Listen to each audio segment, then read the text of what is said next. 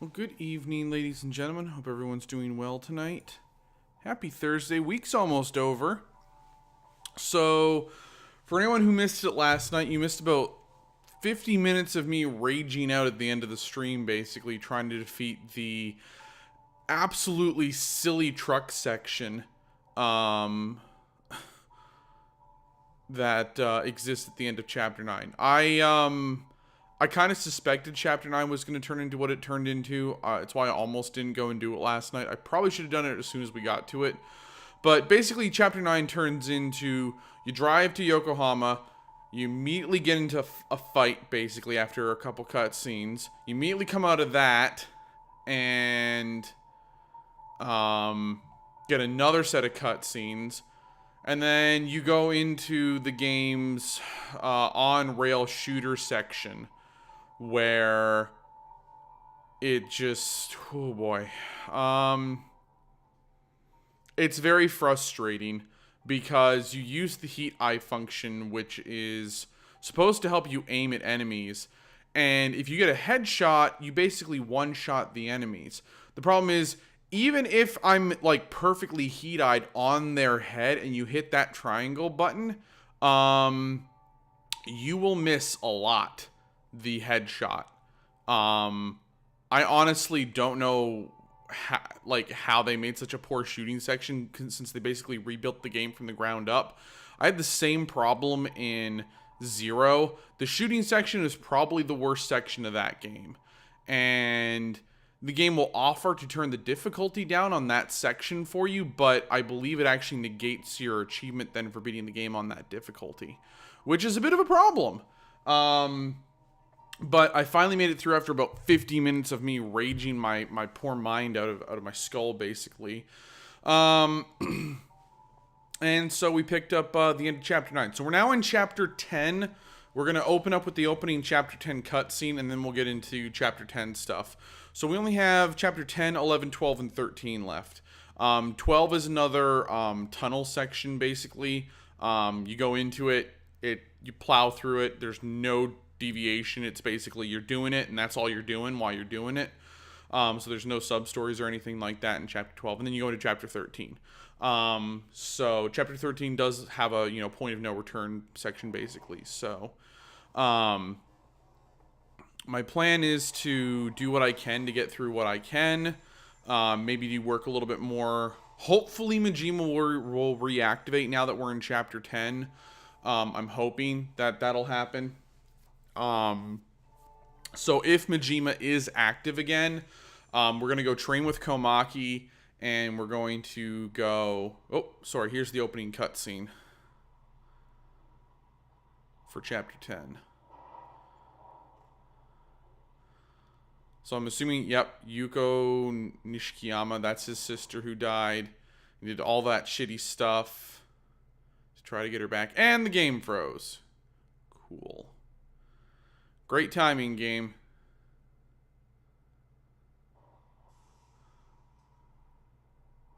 So I'm assuming he picked the knife up at some point there. Oh, so you are here, huh? Hey, boss man. The business is going to need to expand. I'm going to take some investment funds. Hey, are you even listening? Please tell me he actually stabbed himself. I'm going to do you the favor of coming down here to tell you this. Please tell me he actually did stab himself. You going to get your shit together or what? You can't even respond to me? Huh? Man, are you really that inept? Shit, your buddy Kiryu had more potential. Yep, he's about to stab this guy. Well, what he did. It was bad and all, but even then, Kiryu.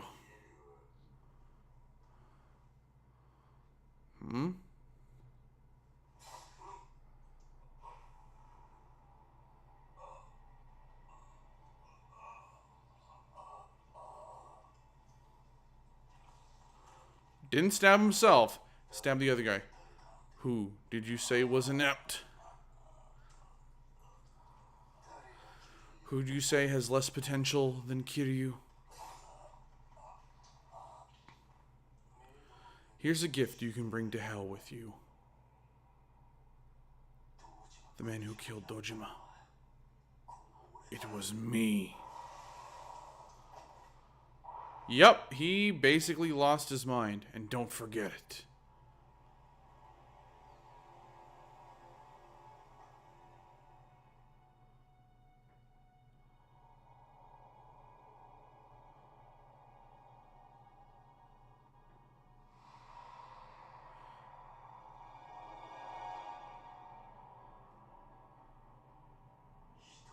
What's the difference between killing one man or two? Yeah. That's right. My path was set in stone. From the day I killed Dojima and abandoned Kiryu. Hey, Genji! I'll show everyone. I'll make it to the top. And to do that, I'll kill as many people as it takes. Yep, he basically went off the deep end because his sister died and he can't handle his guilt, and I don't feel bad for him still. Alright, Chapter 10, The Shape of Love.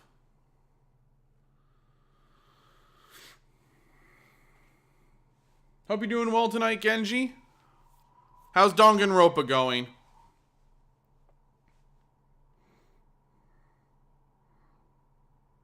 No offense, but the cops definitely know where you are, Kiryu. Oh yeah, Kiryu. Your cell. Thanks. Shinji left you a message. You ought to check it.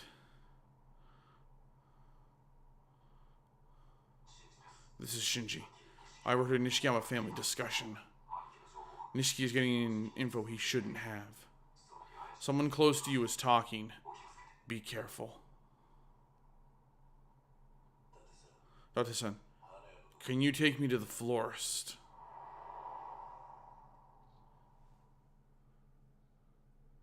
Ooh, very nice. Good to hear. That was Danganronpa 2 that you were completing, correct? Oh, you're alive. What's up? I have a request. We're going to the florist of all people? You trust this guy?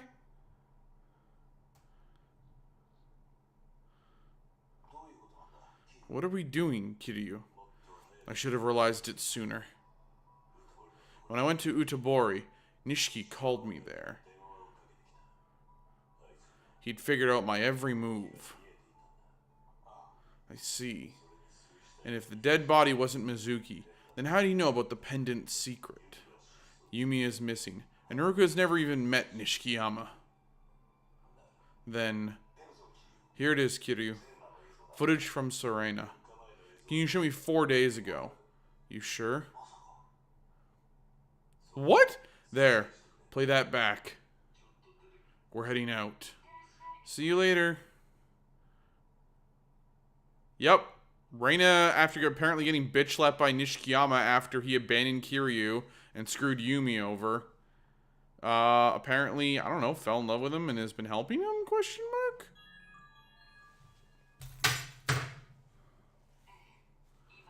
Kiryu-chan just left. A tattoo artist, I think. Yes, Utabori. Okay. Got it. Alright. It was Reina? I don't like this. Kiryu. Before you showed up, I got a visit from a woman looking for Haruka. You remember that? Yeah.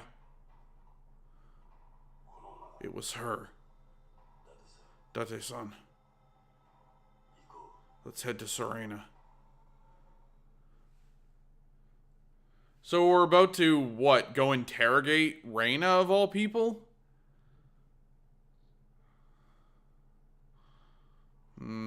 Don't like this.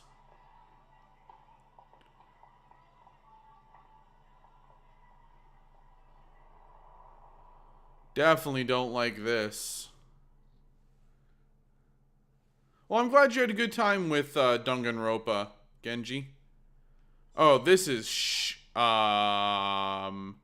excuse me? Sorry, the florist has like constant surveillance. By the way, he somehow has a camera.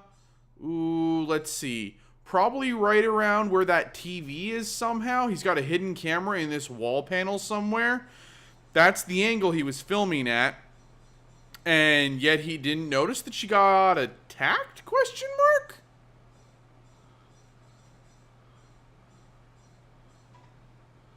Nope. Okay, so we're what? Following the blood trail out back? Coolio. Blood? Blood? All the blood? I shouldn't leave this place right now. There's blood everywhere. What am I missing exactly then? Oh, the note on the counter. Is that what you're wanting me to look at?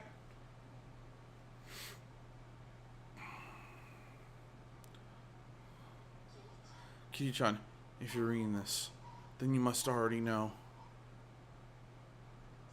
Yes, Nishiyama was getting his information from me. Truly, I'm truly sorry. I was in love with Nishiyama-kun. I just wanted him to love me back. So I did anything that would make him happy. I wanted to make his every wish come true. Fuck you! I knew it wasn't right, but I did it anyway, to my shame. I was such a fool. But when I met you guys, I remembered what really mattered. Even though it was too late. I want to take some responsibility to make up for what I've done. No! She betrayed you! Full on backstabbed you! Nishiyama's backstabbed you! Sir, Shinji, what's wrong? It was Reina-san. Sir, she's the mole. Yeah, I just found out. Reina-san called Nishiyama-san to Sir Reina and tried to shoot him. What? She and I are on the run right now. Shinji, where are you?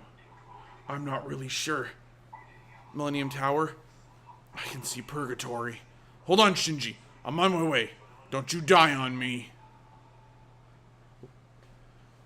So she what? Fucking called Niski there? Failed to shoot him somehow in a surprise ambush, and then Shinji of all people bailed her out? Question mark?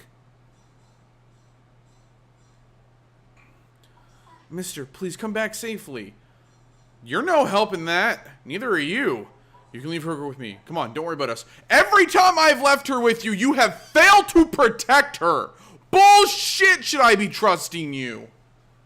You are the worst guardian ever. Let's see. I left you with her the first time, and you took her friggin' outside and let her get kidnapped by Majima's goons. I then left her with you in friggin' purgatory, which should basically be not penetrable, and we shacked up literally right next to the friggin' door, and people attacked, and you once again failed to protect her.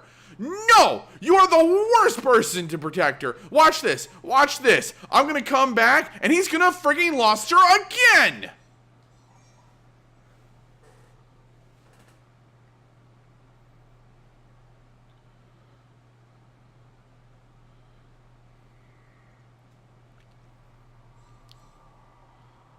That's a lot of blood. Is this Shinji's? Yes, they're eloping while there's a massive blood stain on the ground. Basically, I'm pretty sure I'm stuck just going where I need to go here. The pools of blood are getting more frequent. He must be bleeding pretty bad. How the frig did he limp over to Millennium Tower of all places then? Still more blood, whatever his wounds are. There's no way he should be moving this fast to get away.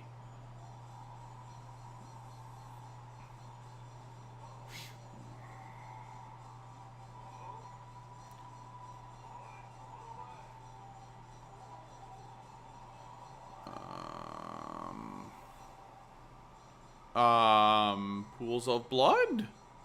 Pools of blood. Oh. Millennium. They're like, oh, we're in Millennium Tower. I can see purgatory. And now they're over here somewhere? Excuse me, ma'am. I saw a bunch of Yakuza running in the champion district. They looked like they were out for blood. Alright, so, oh, there's the next blood stain. So, they weren't in Millennium Tower. They were at Millennium Tower. Hello, Kiryu-san. This is Nishida from the Majima family. I figured I'd be due for a call from you soon. This may sound fun, sir, but can you dance? Dancing? Who knows? I was practically a teenager the last time I danced. Why do you ask? Well, you see, that incident in Asia seems to have really rekindled the boss' excitement for all things dancing, ever since he's been hanging out just about every day at Club Debola over in Theater Square. Wait, he's performing that tasteless dance in public? No, that's not exactly it. Anyway, the boss is ready for you now, sir. He told me to send Kiryu-chan to Debola. Me? Why? That's all I was told, and I've done my job, so goodbye and good luck. So Majima-san is at Debola in Theater Square, huh? This sounds like trouble waiting to happen. I better be careful if I go near there. Well, we're not going over there right now. It can't be. Reina? People know who Reina is just from a look at her? I mean, okay.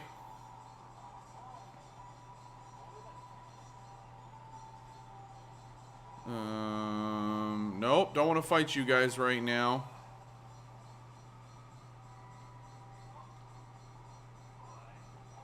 Excuse me. You're all in my way. Lieutenant Tanaka isn't here anymore. I already fled to the hotel district. Even outnumbered and injured, we still couldn't beat him. And we were real shame to see him go. Shinji was fighting them the whole time. No easy task considering how much blood he was losing. That's not his blood, in case you haven't figured it out yet, you dum-dum. Again, he's going to be in danger of bleeding out. He's not the one bleeding! Alright, did they go this way then? Yeah, there's the blood.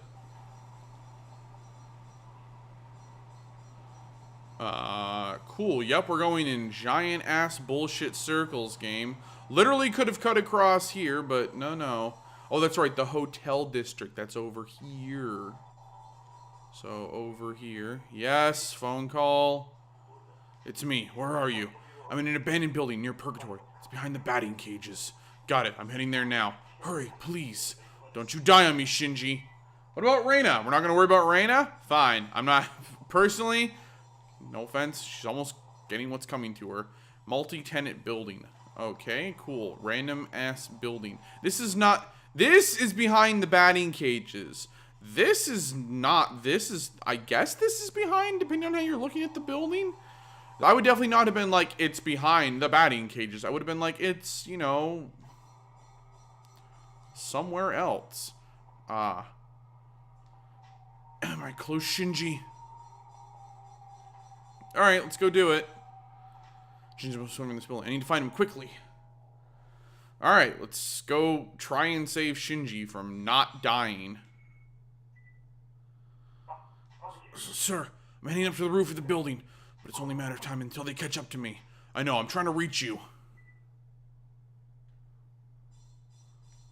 I don't think Shinji dies in this game for some reason. Remember my Yakuza lore correctly? Okay, definitely was the wrong way to go. Find out there's actually a way to lose him if you take too long. Stairs. Excuse me, game. Excuse me. There you go. Run, Kiryu! Run! Yeah, I'm in an abandoned building. That old cabaret club. Tanaka-san fled to the roof with the woman. If you're in the search squad, you better get down here immediately. What? Sergeant Arase? That's bad news. Once he shows up, the guns are going to start blazing. We need to finish this before Sergeant Arase lights the place up. Get down here now! Yes, I am from the Niski family. Not really.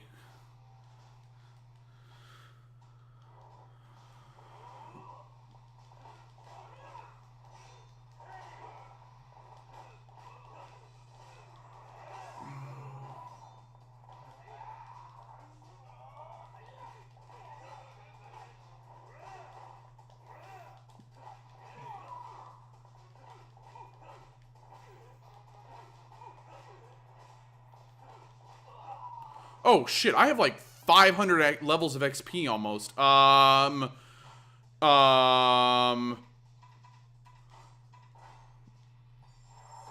at least the end of last chapter gave me a ton of XP.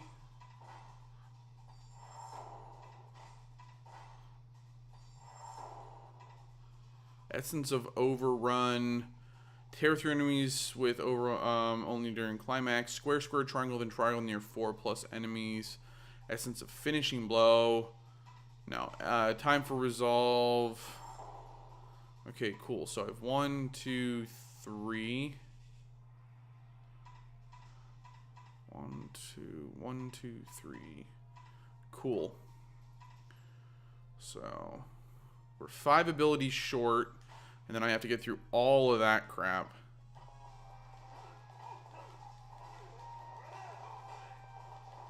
Alright, so we have max heat bars, max health.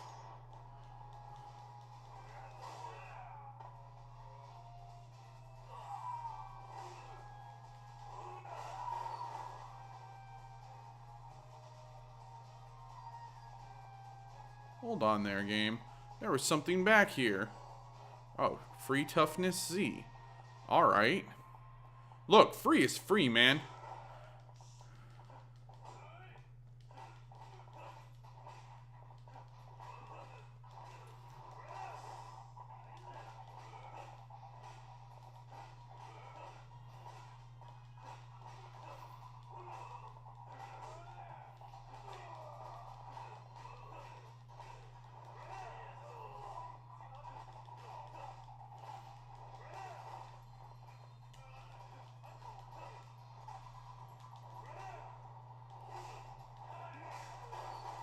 Alright.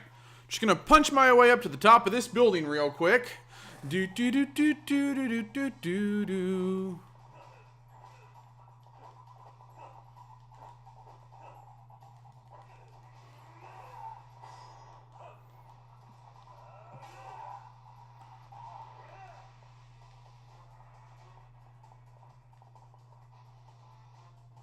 Look, there could have been another dude on that floor. I wasn't stopping for him. Whoops. Saw that healing item on the floor, game.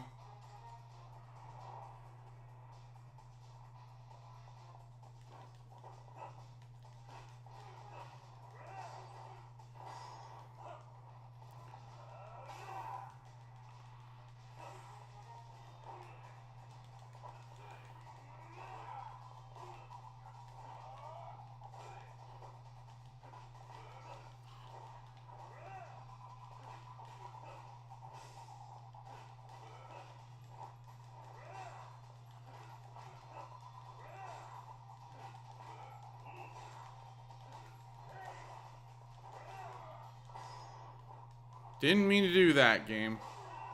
But thank you.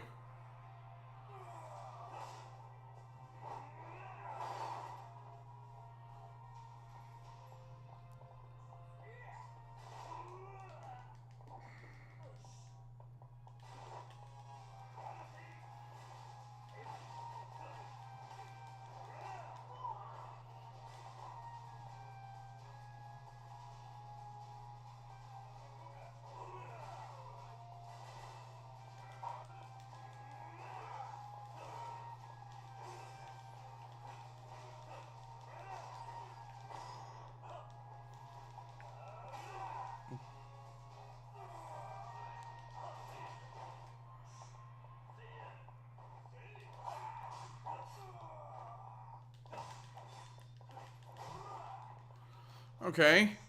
Figured stabbing the guy might do something.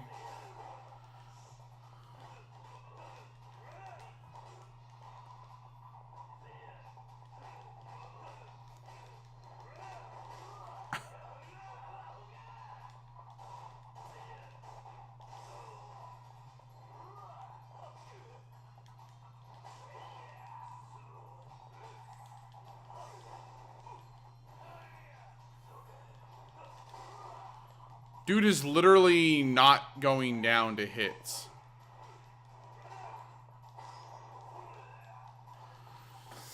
Come here, brother. Let me choke you out.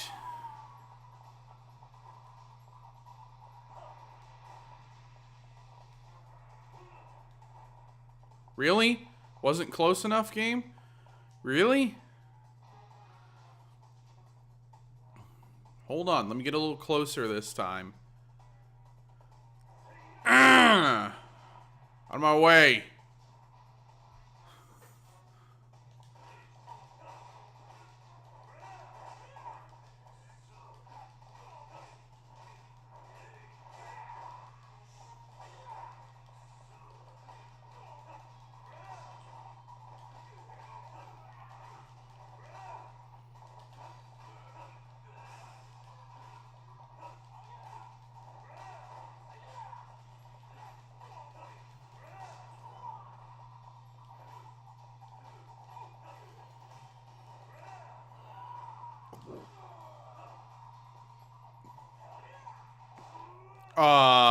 Okay.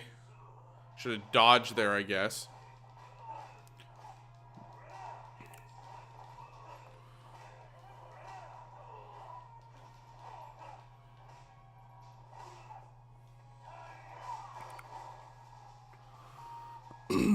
Excuse me, gentlemen, I'll be right back. Gun.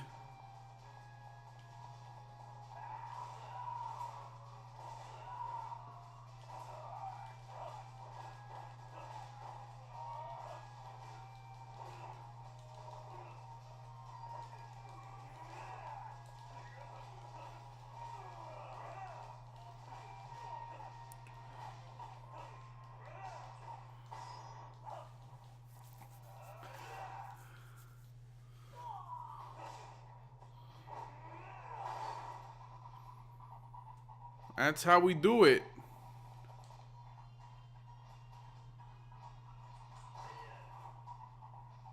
Hey, what's up, guys? I have this beer case here. It's very cool.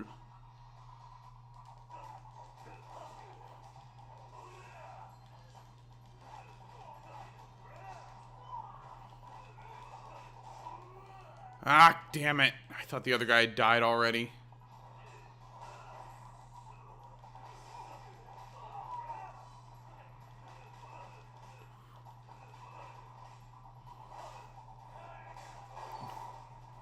One moment, gentlemen. There's guns here I need. Excuse me.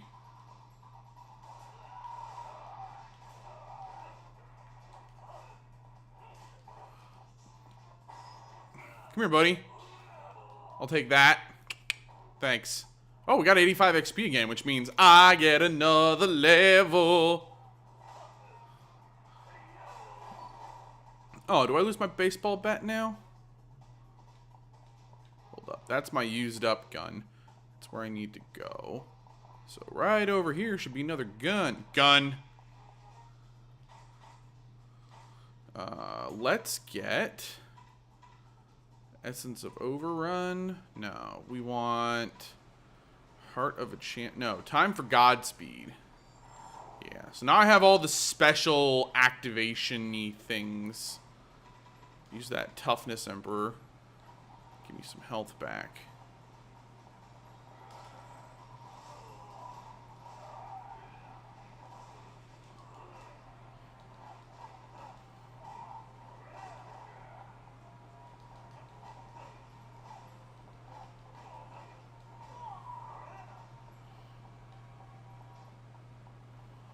Anything else? Nope. Okay.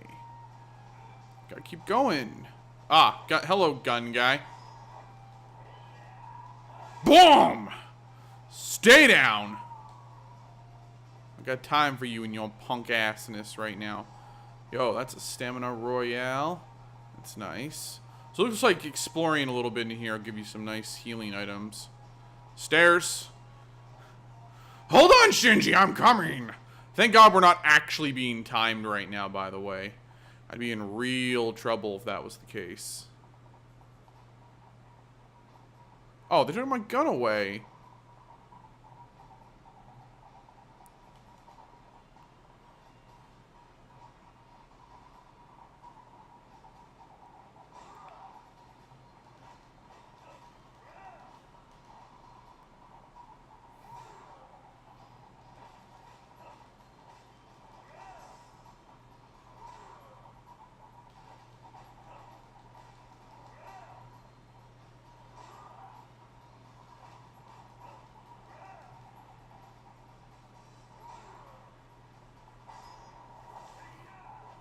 Oh, shit. Okay.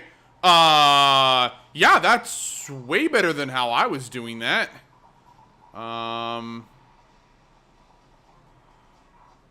So I'm over here and I now have to go all the way back over there for some reason. Cool. That makes sense, game. Magic door is now opened. Hey, what's up? Oh, hello. I wonder what this was, guys. Probably happy ending palace time.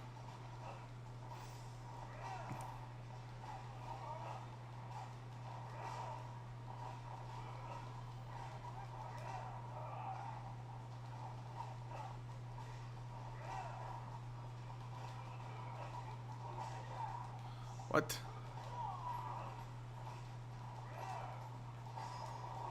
Come here, buddy. Shh. Shh. I'll be gentle.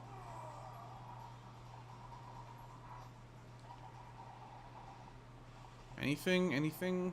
Okay, nope.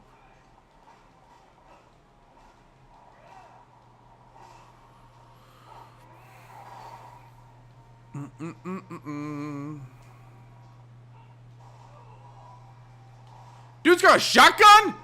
Dude's got a shotgun? Yo, game, give me that shotgun. No. Where's that shotgun? Where's that shotgun, game? Oh, my damn shotgun. What? Hello? Who are you?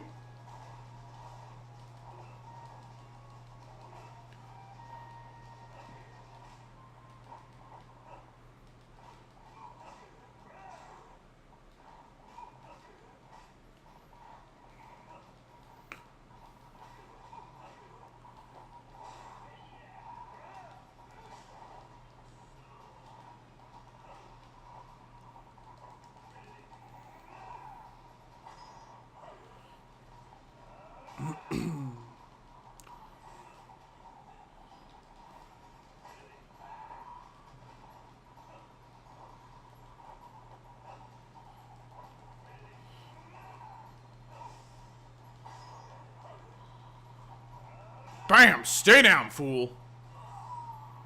Okay. Stairs. Shinji!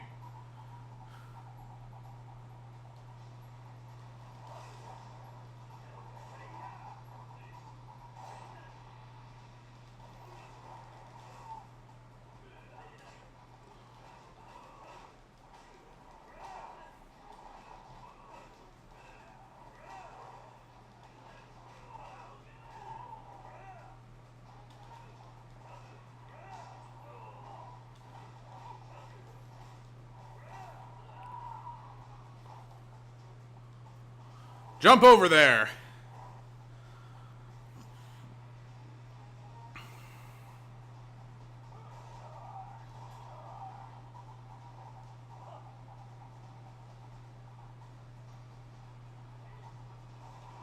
Oh, damn it, didn't see him.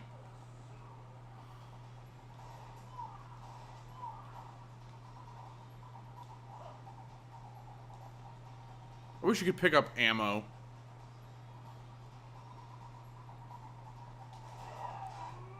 Yeah, let's not shoot the guy with the knife right next to me.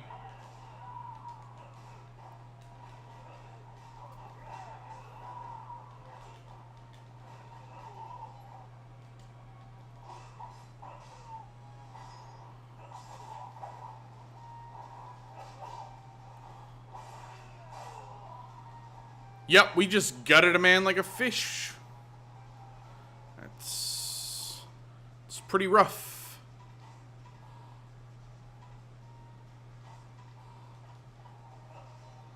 Did not mean to do that.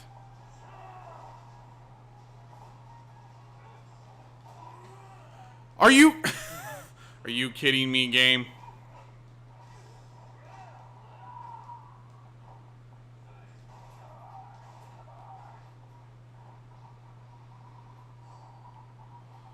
Stamina. Any more healing items, game? Anyone else? Alright, Yeah, Stamina Spark is like the last minute use item. That'll full heal me, basically. That dude should have had a gun somewhere, but it seems to have disappeared.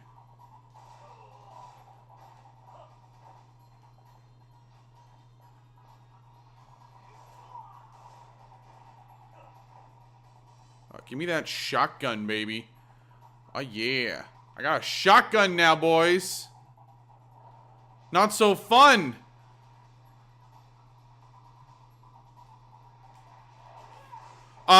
Excuse me? Are you kidding me? Dude was literally right in front of you. You had one job.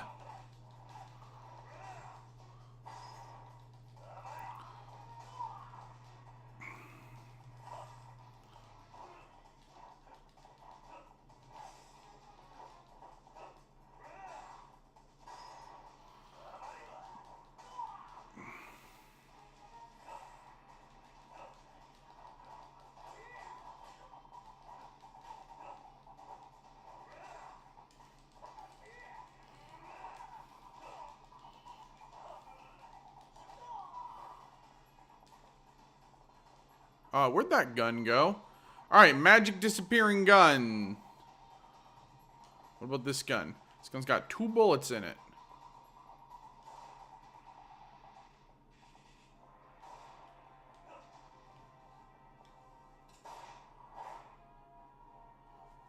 Okay. Yep, Kira just dodges the bullet like, yep, bullet.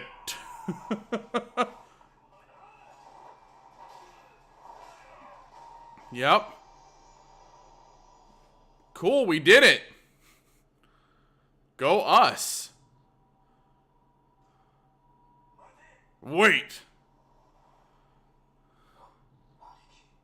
Sir, Kiryu-san, please stay out of this. Shut up. Don't come any closer. You've caused enough trouble for our family. Aren't you ashamed to point your gun at Shinji? He outranks you. It's his own fault. He turned his back on his patriarch. He betrayed his family. And Niski is betraying the Tojo clan. So who's the real traitor? Shut up! To us, the patriarch is absolute. A patriarch killer can't say shit. Then go ahead and shoot. You can shoot Shinji, but not me. What are you waiting for, fool?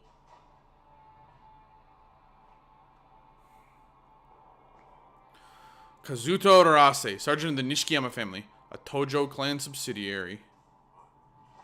Oh, fuck! Reina! Dude, she dead. She's not alive. Just shoot him and put an end to this. Oh, please tell me go like full berserker mode.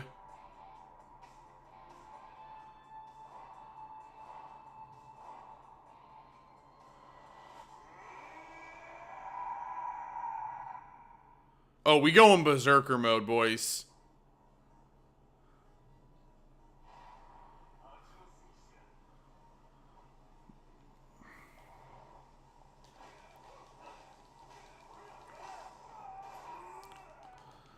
Alright, stand up real quick, excuse me.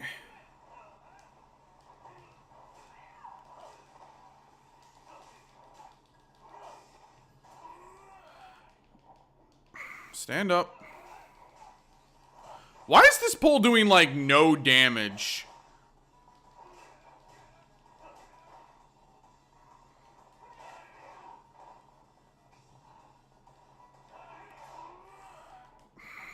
Excuse me, game.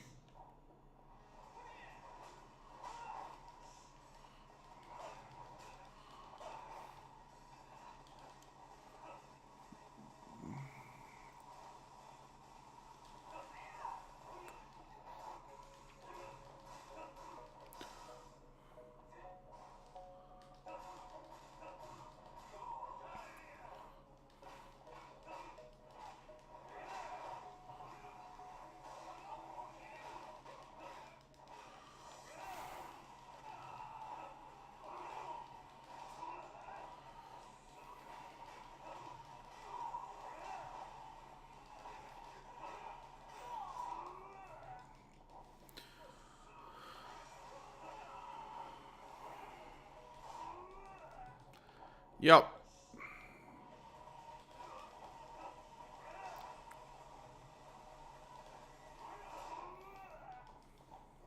Really, game?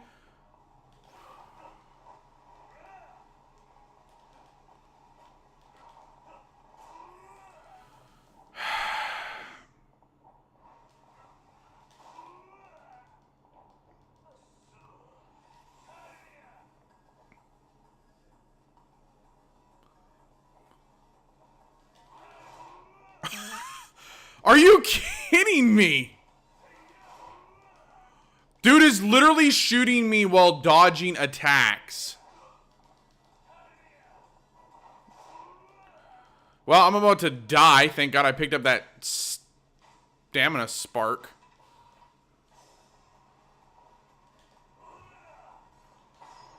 Come here, bitch.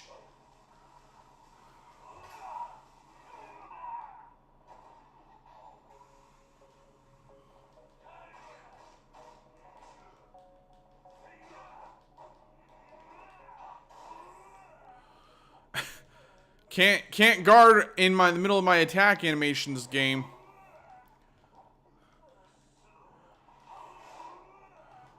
Are you kidding me? He is literally attacking me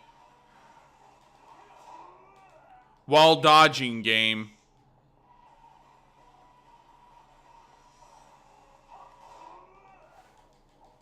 Is there a gun somewhere? Excuse me, gun.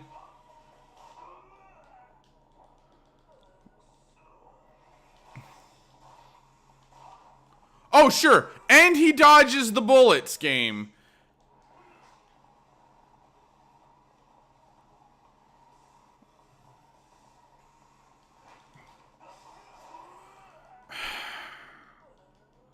Wow, this is fun game. Hold on, let me go grab this barrel.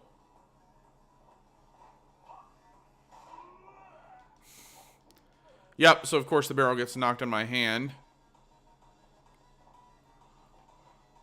Is this seriously going to turn into a slowly march towards him?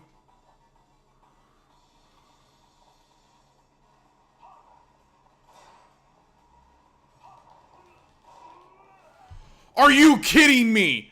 Dude is right in front of me.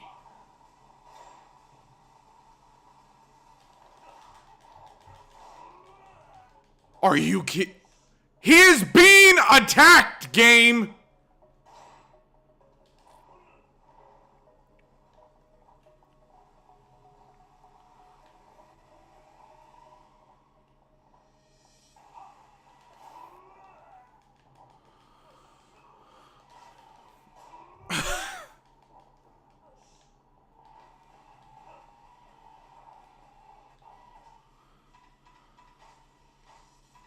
I don't have any guns in my inventory right now.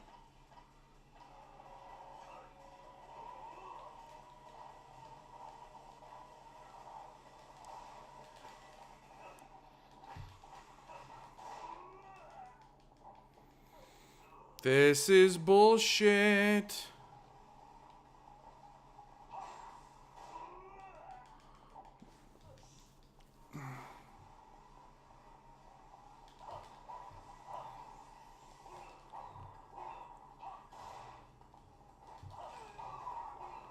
Fuck you, bitch. I will use every single one of these weapons up if I have to. Can't use the tonfas, that's right, I don't have the skill yet for it.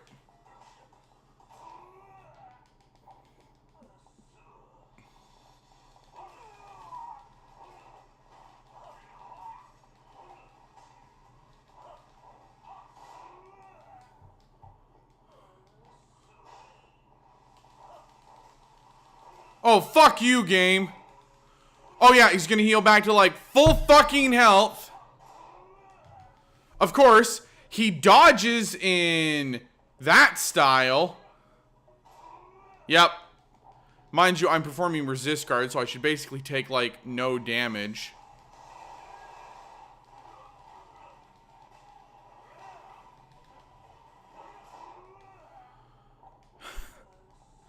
Wow.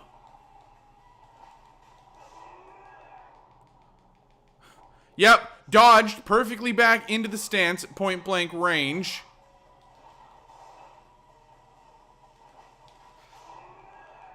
Are you kidding me? He literally dodged into that stance from a near standstill, game. Yep, thank you. Fucking come out of getting my healing item. And,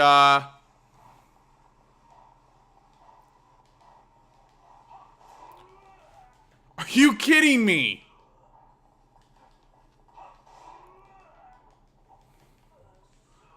This is such bullshit, game.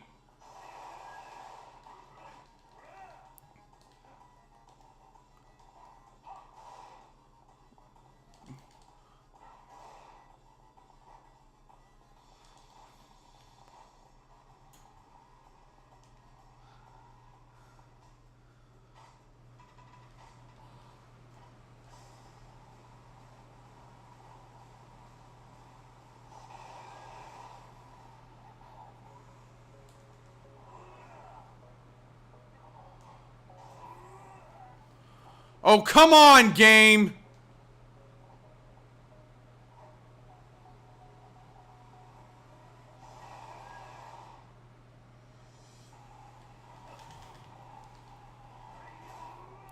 Are you fucking kidding me? He's dodging perfectly, being fucking swung at by that barrel in that fucking corner, game. Bullshit. Bullshit. Look at this. Look at this shit.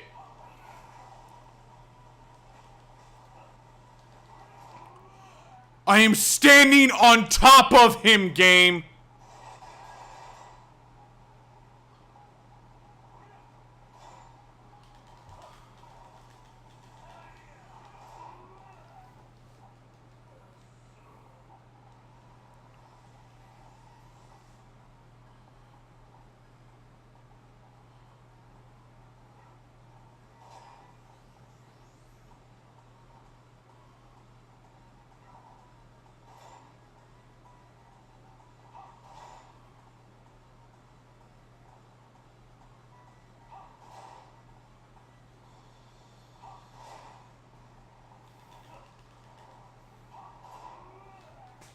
And of course I fucking get hit. Why would I not fucking get hit, game? This is bullshit. Is this really like, oh yeah, let's have this fight here.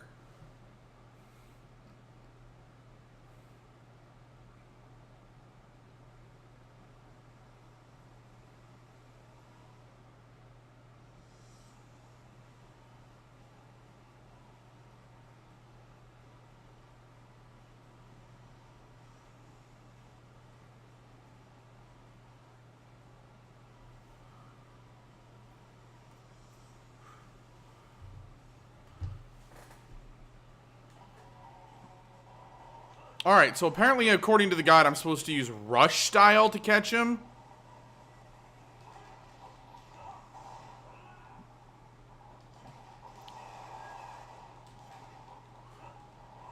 Yep.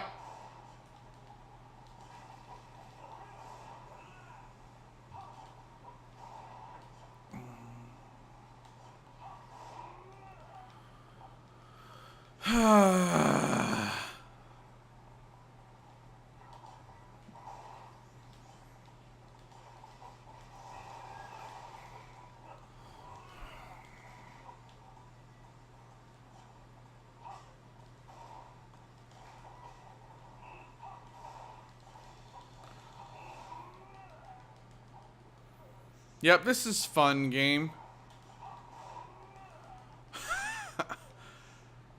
Okay, the bullshit, like...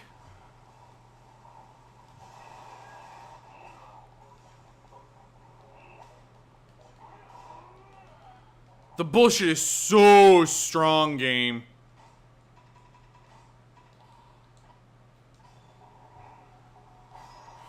Come here, you.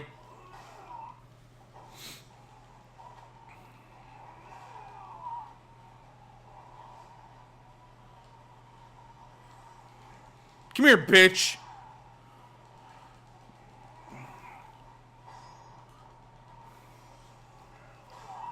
What, you thought you were gonna get away? Fucking die, asshole. That's the end of the chapter, by the way. Woo! God, that is bullshit.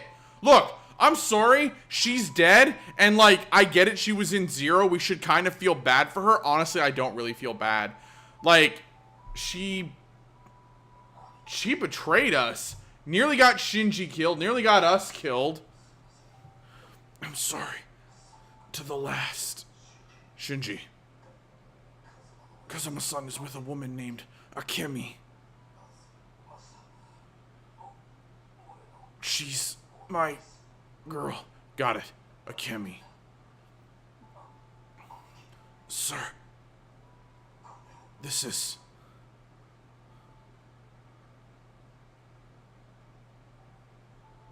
Shinji, you...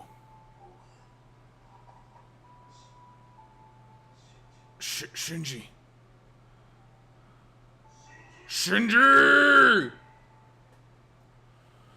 Alright, we definitely need to, I didn't realize the chapter was going to be so short. That was definitely my fault. I would have taken some time there to, gone and worked on some stuff. Look, I'm trying to feel the emotion here, and it's just like... Shinji, I sort of feel bad for. We met him in the first game, but, like, we basically spent no time with him. Like, the fact that they, like, killed him off, like, so quickly. Like, we went through almost all of Zero with zero death. Zero death. Except for, like, 2 people.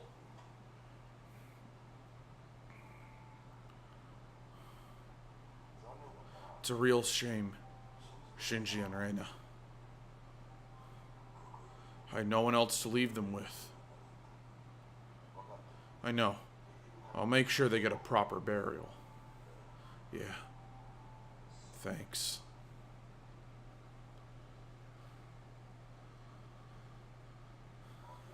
Akemi? Yeah, that's what Shinji said.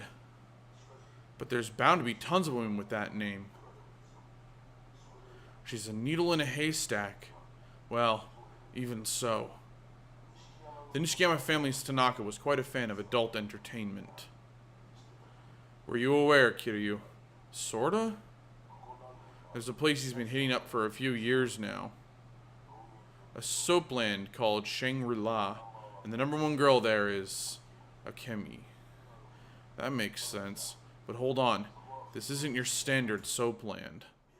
The whole building is the soapland, but there's no sign, and you can't tell from the outside. And to get in, it costs a cool $1 million? The place is staffed by celebs and models. Whoa, celebrities? It's a playground for the rich and famous. Mister, what's a soapland? You don't need to know. Kinda like a bathhouse? Or more like a sauna? Leave me out of this. Like a public bath? Well, not exactly. It's more like... Have you ever been to one, mister?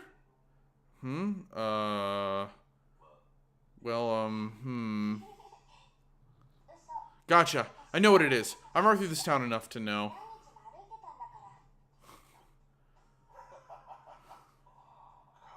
She took us for a ride on that one. Yeah, let's all laugh at the kid knowing what a basically dirty happy ending place is at like the ripe old age of 6. In order to enter Shangri-La, you're gonna need a Shangri-La membership card. Listen, there's a woman named Shin Mei who used to work at Shangri-La. Now she works at a cabaret club called Shine on Pink Street. Finding her is your best chance of getting that card. Gotcha. Sorry, man. Date-san, you're not going? Yeah, the chief's office is calling me in. Probably to fire me. You're gonna be okay, Date-san? Don't sweat it. I was going to turn my badge regardless. I'll stay here with Haruka until you get that Shangri-La membership. Once you have it, come on back. Shinmei should be at Shine. It's Cabaret Club. Alright, cool. Alright, so...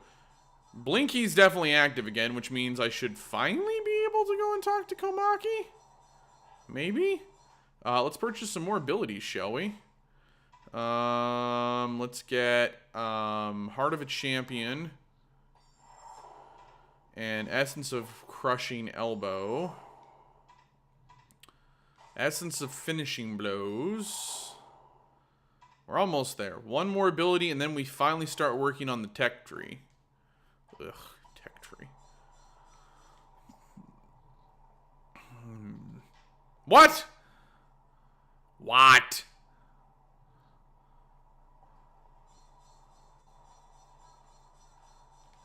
Is Blinky not active anymore?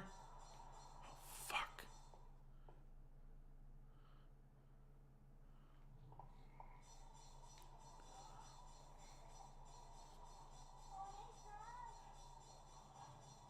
I can't believe it. He went inactive again. Are you kidding me?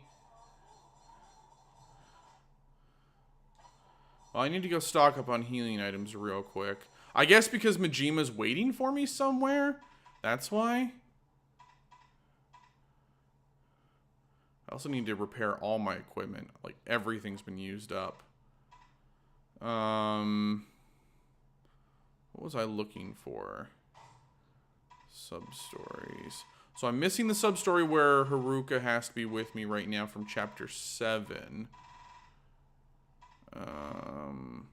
I'm missing the Komaki. This is all Komaki training sub-stories right here. We're literally done with sub-stories because this is like 1, 2, 3, 4, 5, 6, 7. And we're at 62. That'll put us at 69. We only have like 9 non-Komaki related sub-stories left. Oh, right. Abilities. Dragon style. So, I'm missing Essence of Sumo Slapping and Dragon Slow Burn 1. So I need to find... But I'm at rank A... Or sorry, right here, rank A for Kali Stick Mastery. So I need to... So something... One of the Majima things here is about to give me something. And then hopefully he'll be back on the street again. But first things first, let's go...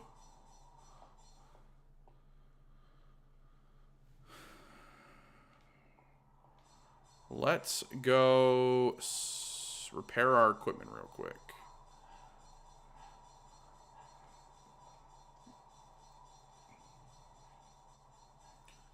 Do do do do do do do do do do. Na, na, na, na. Fix my equipment, buddy. Fix the Marlin cannon. I guess I should just basically fix everything. Should I have kept the Masterwork dagger in my inventory? I probably should have. Oh my, no, wait, no. Nope, never mind. We're not repairing anything else here, basically. Can I buy anything new? Yeah, here we go. High-tech arm guards. Wow, a whole 1 new item game. You know what? Sure, might as well. So, high-tech arm guards. Wear these to further raise the destructive power of objects you throw. They're also showing to block bladed weapons. Ooh. Well, that's useful. They block bladed weapons. That is super useful.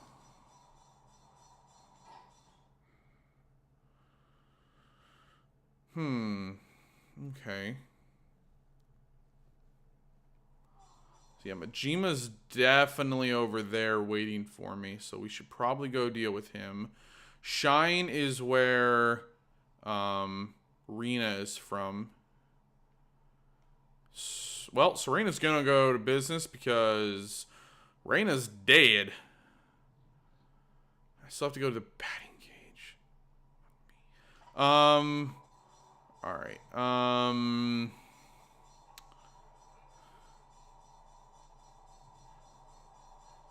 Everyone's talking about the Soapland suddenly.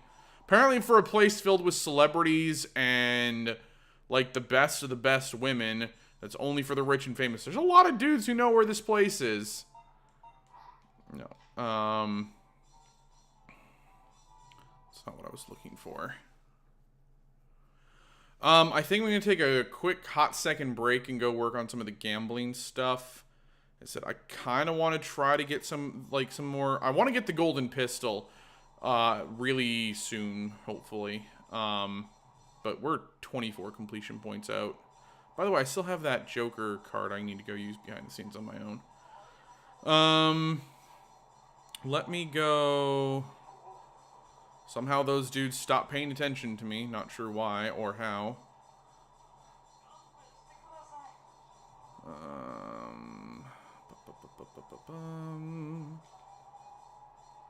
Hello, lady. Seriously, another scout? Huh? Oh, sorry. There was a cabaret club scout who kept bothering me, and I thought you might have been him. But you look nothing like a scout, not that I can see you better. There's a cabaret club called Shine over on Pink Street. Their scouts are really aggressive. It's really annoying. I am definitely not from Shine. Alright, so let me grab my cheat items real quick. We'll grab all the toughness infinity out. And I guess the toughness emperor. I should probably sell some of the, not the sparks, but like this, the stamina lights can come. Oop, nope. Put those two back. Gold champagne, I need to sell that off. Grab those repair kits. Repair kits, super useful. I need to grab all the other cheat items. One-sided, basically everything. Yeah, except for that. I can keep that. Basically, I'm going to go do most of the gambling stuff right now real quick. Inventory. I want to repair, not Sunburst, but Morning Tempest.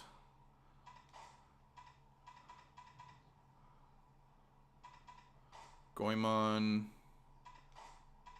Yeah, I guess we'll repair the umbrella. And we'll repair the warning.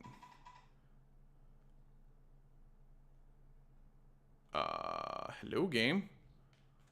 Cool. Froze. Cool. There we go. Alright. Grab the rest of my cheat items.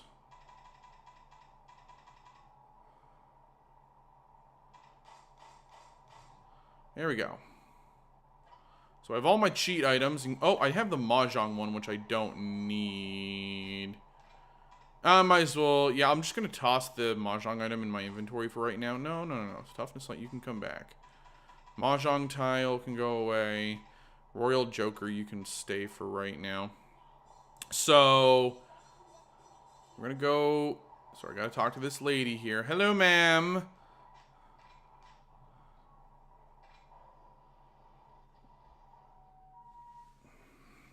Alright. So, hello, gentlemen. Oh, sir, did you want to buy more wooden tags or exchange them for a prize? Let's see what prizes you got, buddy. So, diamond plate is worth a $500,000. It's cost 5,000 points. Probably never going to be able to purchase that. Yeah, here's what I was concerned about. I have to purchase basically all this crap here. Sacred Wooden Katana, Iron Hammer, Boozer Belt, Battle Mail, Collateral Damage Belt, Hawker's Belly Warmer, Sacred Wooden Staff, Fearless Binding, the Hercules Gloves, the Mighty Dragon Spear, Dragon God Short Sword, Musashi's Wooden Katana, Raging Dragon Hammer. All that eventually has to be purchased. More or less. So he's asking me what game I want to play. Let's save the game real quick. I'm really probably going to have to use... I didn't want to have to use it, but I'm probably going to have to use the money running trick where you basically, you know, leave the console on and run around in a circle into Bola for infinite money. Because I'm going to just wind up having to purchase, like, what I need at this rate. Let me pull up the cheat guide real quick for the mini games. So, let's go with C-Low first. It says, the cheat items are the Trips Yokon, the 1-2-3 Gum, the All-Ones Charm, and the Piss Mountain Stone. I don't know why they call it the Piss Mountain Stone. Press triangle as you're about to roll to select an item to use. You can only use them when you roll, even if they affect opponents. Using the Trips Yokon gets you a triple 3 times your bet, and using the All-One gets you all once 5 times your bet. Using the Gum or Stone will make your opponent lose, whether that be the banker or the other players if you're the banker. Those two only work if the banker doesn't get an immediate fruit. So to get everything done quickly, as soon as you're the banker, use the all-ones charm and boom, big money. Okay, so Unfortunately, the all ones charms is actually a cheat item for another game, but we're going to use it on C low, and just, you know, deal with it, basically. I would like to play C low, please. So I want to become the banker here. That's my job. I want to start off as the banker and basically instant win. I don't have the max amount, it looks like. So I have...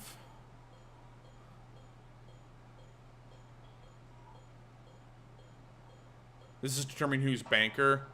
Banker's to my right. I'm going to bet...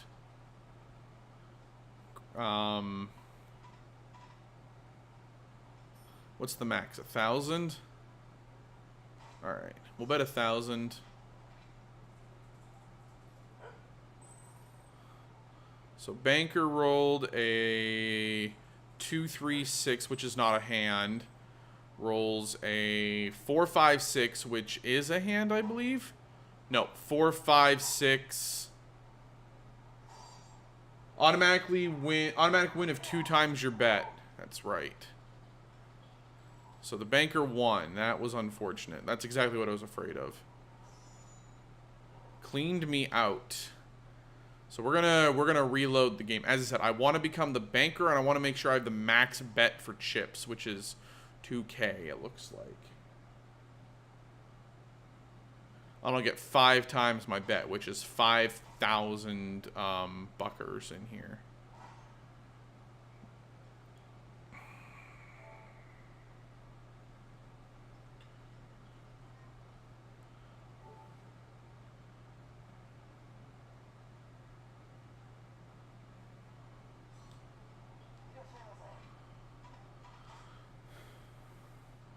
I need to win 10,000 wooden tags, by the way. So we choose banker. It's rotates 7 times. 1, 2, 3, 4, 5. So it's going to go me. Perfect. So I want to use the all ones charm. And then I want to throw...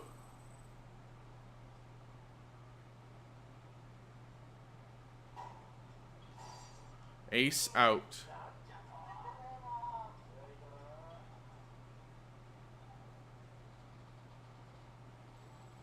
What did I get off of that? That's it? 19? Fuck that noise. No. These guys were all super stingy. Why would you want to use that as the banker? That's terrible.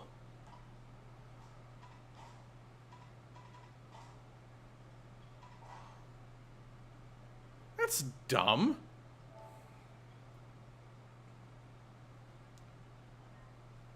If anything, you want to make sure that that doesn't happen. You want to roll cheap until it's like your turn and someone else is the banker somehow. The problem is...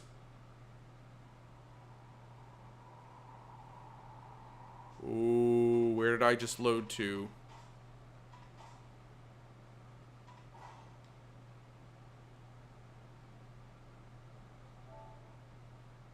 I reloaded the wrong save file, I think.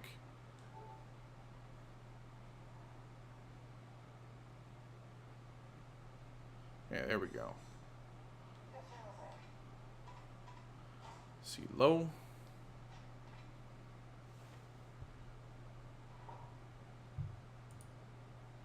Hey, Chris.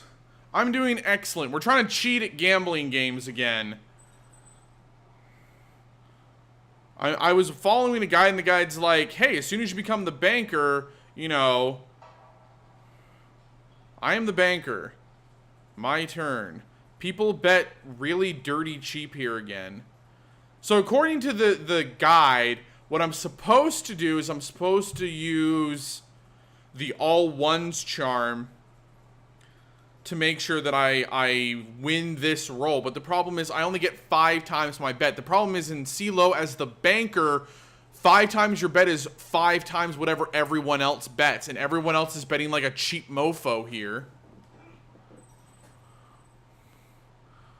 1, 2, 5. I don't think that's a hand. That is 4, 4, 3. That is also not a hand. Roll 3. I have no idea what that does for me. Pass me the dice. 3, 4, 5. That is a hand. No, it is not. Never mind.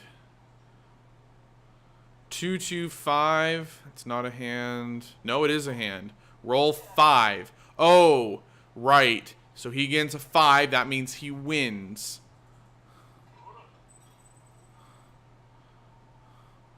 So this guy rolled 1, 3, 4. Now rolled a 4, so I'm going to lose to him as well. Basically, if you roll 2 of something, the dice that's left over becomes your number. So therefore, I've now lost 220 chips, basically. I could still technically win, but the last guy, it's going to be a loss still. That dude almost just rolled trips ones. He rolled a 4. I lost to every single person there. So I lose... Yeah, I lose 400, basically. Now, how much do I want to bet? I'll bet 1,000. Oh, interesting. I'm only allowed to use the cheat items when it's my turn to roll. Okay. So, Banker's trying to roll currently to win. Banker fucking rolled a 4, 5, 6 again. That's an instant automatic win for him against everyone, and we lose 2 times our bet. Fuck me. Are you kidding me? This happened twice now. Twice now that's happened to me. Okay, so CeeLo, the way it basically works is you roll 3 dice into a... Basically, you bet. You roll 3 dice into a bowl, and... if you get 2 of a number, whatever the third dice shows, that counts as your win. That's the standard way to win. There's a couple special rules. If you roll triple of something, let's say you happen to roll, 3 of any number on the dice, you automatically win 3 times your bet. If you roll all ones, because that's basically like the best hand in CeeLo, you get 5 times the bet. If you roll a 4, 5, or 6, it's an automatic win. You get 3 times your bet. A 1, 2, 3 number string is an automatic loss at 2 times your bet. A 6, 3, 4 Nunes Musashi has a value of 6. Basically, it counts as you having rolled a pair and then a number 6. If you roll a 1, 3, 5, which is the all odds hand, your total is 3. Unless you are the second or third roller, in which case your roll is the same amount as the one before it. Basically, let's say you roll a 1, 3, 5, and you're the third person to go after the banker and the first person. Let's say the person before you, player 2, rolled a 1. Guess what? You got a 1. 2, 4, and 6 is the all even hand. Your hand counts as a total of 4. Unless you are the first or second roller, in which case your roll is the same as the one before you, which is basically either the banker or the first player. And then missing the pot is an automatic loss. Basically, if you roll those dice into that bowl and any dice flies out of the bowl, you instantly lose. So, technically... Oh, by the way, Chris, you missed all of Chapter 10. Reina's dead and Shinji's dead.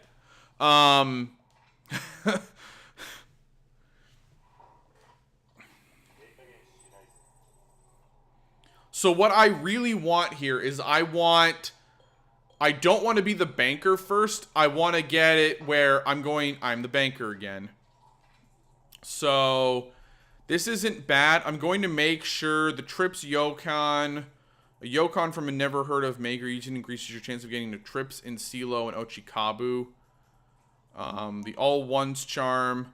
A charm with an aura using increases your chance of getting an ace out in CeeLo. The Piss Mountain Stone. and the 1, 2, 3 gum. So the Trips Yokon apparently works for both CeeLo and Ochikabu. A stone from a mountain rumored on the internet to exist somewhere using increases your chances of your opponents getting a missed pot. And the 1, 2, 3 a gum using increases the chance of your opponents getting a 1, 2, 3. Basically, it's a one-time use. All 3 opponents get a 1, 2, 3 and auto lose to you. So we're going to use the Piss Mountain Stone here because it literally does not show up in any other game. So as long as I don't screw it up here, I rolled a 1, 2, 6, which is useless. I rolled a 1, 2, 6 again. And I rolled a 4. Okay. So basically, for them to win against me on this hand, if I hadn't used the cheat item, they would have to roll a 4 or higher, but they're all going to lose. Roll out, they lose. I didn't do anything sub-story-wise. I didn't think the chapter was going to be over that quick, so I just sort of did the story stuff. And, yeah, it ended super fast. 3, 4, 5 is not a hand. And there's the ring out. He loses. So they're all going to lose to me. That's a 1, 3, 4. That does nothing. There's the miss pot. He loses. Basically, everyone loses. Hooray for me. So I gain... I don't know. Like... Yeah, 620. So I need to win a total of, I think, like 10,000 sticks from this. The best way for that to happen is for me to win a 1,000 with the Trips 1s. And I'll get 5,000, basically. So this guy just rolled a 1, 2, 3. That is an automatic loss for him. And he pays out at 2 times my bet. So I just won 2,000 more sticks, basically. Now we switch to the next banker. So Drunk Miyama's out. And that's the end of it. So I now have 2,620 CeeLo chips won. So we're going to save the game. He is technically back, but he's back and waiting for me in a mission space, so I can't go train with Komaki at the moment. I have to actually go deal with Blinky first. Which I'll be doing after we've had some time for gambling, because I am still a little salty about last night. Chris, you left. I was here till about 10:30 last night trying to beat the stupid on-rail shooter car chase section in this game. It took me about that long in the last game as well. This version might have actually been worse. I don't know who designed the car chase section, but it is an awful, awful, awful game, mini game. It's terrible. I'm like, I don't know who designed it. All right, so banker's to my right. So I'm first roller at the moment. So as long as banker doesn't... He rolled a 2. So because of that, I can now use my cheat item on my roll here as non-banker, and I'll get 5,000 chips. Wait, what's that? Roll... 1 roll triple. I'm going to use the all ones charm. And then I'm going to use the 1 roll triple. Basically, this triples my bet, but I'm also using the cheat item, so I'm going to basically roll an all 1, so I get 5 times my bet times another 3, I believe. Literally, the banker, I'm going to break the banker here. Musashi, he gets a 6. Basically, he gets a 6. It doesn't give him a whole lot of extra stuff, but... I'm probably about a stage or 2 below puppy kicking. I don't think I'd ever kick a puppy if I could help it, but... Oh, so this guy, here you go. This guy rolled 1, 3, 5. That's the all odds hand. Therefore, as the third roller, I believe his bet counts as whatever the previous player's roll is, which is a 6. So I get 15 times my bet here. I just won 16,000 chips because I used the all ones cheat and I used the the triple one-off roll. So we're done with CeeLo. We're out. I don't ever have to play CeeLo again if I don't want to. I still have a cheat item for it, I believe.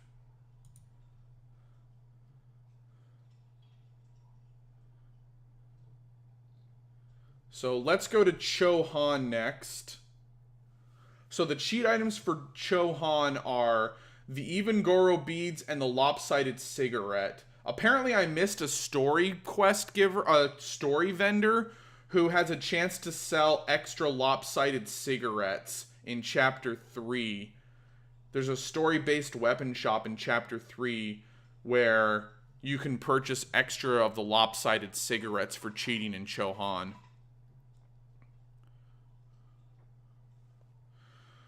So the lopsided cigarette will cause bets to be skewed, so more people in the game tend to bet to one side. The even Goro beads will make the next roll, and only the next roll, guaranteed to be even no matter what. Okay, interesting. So we're going to save the game. Whatever items I have left, by the way, once we're done with using up the items from the other mini games, we're gonna if I have anything left over, I'll go back and use it on CeeLo, because I kind of want to. CeeLo's pretty easy to cheat at and win big on. Oh, by the way, there are a stupid number of items I have to purchase from this place. Look at this. Look at this. 1, 2, 3. Look at this. Hawker's Belly Warmer. 99,999 points. Like, holy shit. It took me getting a Trips 1 with the triple one roll in frigging CeeLo to get 16,000. Technically 15 because my 1,000 bet counts against me. I'd have to win this 8 more times doing that exact same thing to even think about purchasing that, or just like cheat like a mofo. Also, Musashi's Wooden Katana, Raging Dragon Hammer. Basically, for purposes of completing the game, to get enough weapons and armor, I'm going to have to purchase like every single one of these. I think I may have screwed myself. I believe maybe the Mahjong Parlor and the Shogi Parlor have similar rewards, but I'm not sure. So let's go play Chohan. That's are the two dice in the cup even or odd, basically?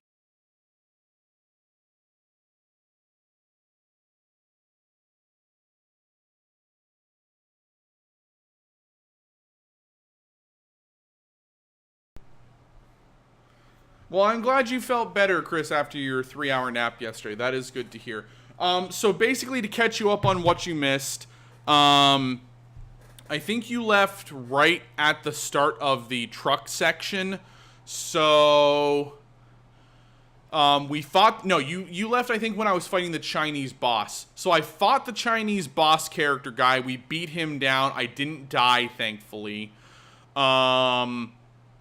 He was pretty annoying, but at least I could punch him once in a while. It wasn't too bad. And then Kiryu saves Haruka, and then we get arrested for kidnapping. And basically there's a scene with Date and his subordinate Sudo or Yudo or whatever his name was, where he's like, I'm not releasing him, and Date-san's like, what the hell are you talking about? And he's like, this is why I told you to back off. And so Date-san basically grabs Haruka and grabs Kiryu and basically lets Kiryu go from the police holding cell and basically tanks his career.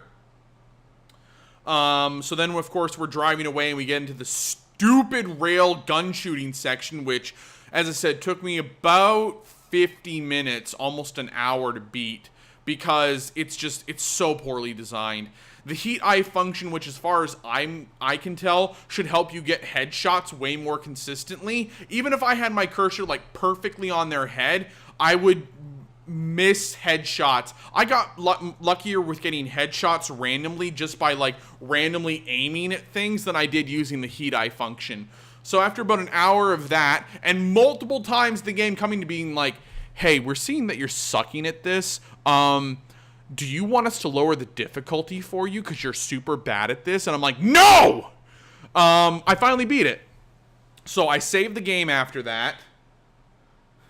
That kid is a walking bad luck charm. Oh, it gets worse. It gets much worse.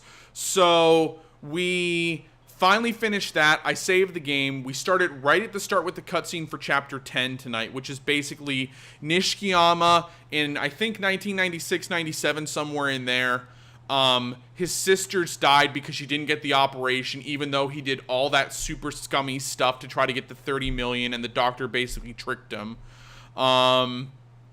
And so he's thinking about, you know, committing seppuku, which is ritual, you know, cutting your own stomach, basically. And the guy who's basically been, you know, purple McDouchebag guy the whole time comes in and starts running his mouth about how, you know, I'm going to have to expand the operation. You know, you at least say thank you to me. What the hell are you doing? Kiryu was so much better. And as he's saying Kiryu was still better than you, Nishikiyama basically snaps, stands up, and just shanks the guy straight up, and then guts him, and then just stands there covered in blood, and pushes his hair back, and he's like, I'm gonna rise to the top. I don't care how many people I have to sacrifice. I'll show them that I am the best. And yeah, so that's the opening to Chapter 10. It's basically the moment Nishikiyama snaps. Sorry, I still am not down with Nishikiyama basically turning into a giant. It's like they wrote themselves into a corner a little bit. Like, between Zero and now, I feel like even though they tried to origin story everything, they just didn't do a good enough job setting up Nishikiyama. Like, they're trying to do it with the cutscenes and the flashbacks and stuff. I almost would have preferred if Zero just happened, like, if Yakuza 0 was a little bit more about, you know, the time during, you know, if it was like, hey, we started it in 1998, and rather than just being all centered in 1998 during, like, apparently a single week, if instead it had, like, you know, been like, hey, here's how Majima and Kiryu met. Because, like, the whole Majima-Kiryu, like, Majima being obsessed with Kiryu thing still doesn't quite work for me. I still don't get why. Sorry, there's something stuck in my throat. I know. Stealing that car was the worst decision ever still. I still don't quite get the whole why Majima is wanting to be obsessed with Kiryu thing. I don't know if it's because Majima wants him to realize the same truth that Majima came to at the end of his storyline in Zero.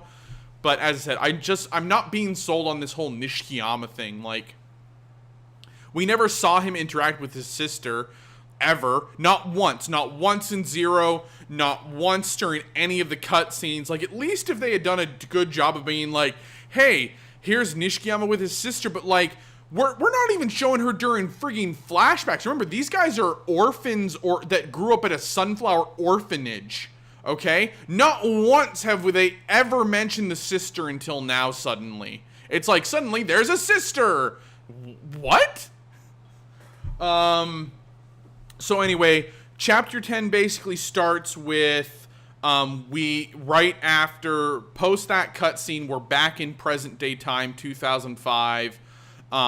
Present day time. Present day Yakuza time, 2005. We're on the highway. We get a call from Shinji who's like, hey, someone's leaking info on us.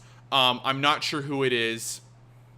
And so we go to the florist and we're like, hey, we need a favor. Can you pull up Serena? Apparently, you know how when you walk in Serena, there's the bar in the cutscene and there's that wall right behind the door? Somehow the florist has a frigging camera in Serena that basically is in the TV and it's shooting the entire length of the bar. Turns out that Reina betrayed us to Nishikiyama because she was still in love with him, even after he basically backhanded pimp slapped her, like, right when we were being taken away to prison 10 years ago. Remember how, like, she's like, how could you have let this happen? I trusted you. And he, like, just full on, like, fucking rage slaps her. She's still in love with him. So she was basically telling him exactly what we were doing, more or less. And then, so we go over to Serena to confront her. And we show up, and there's literally blood everywhere.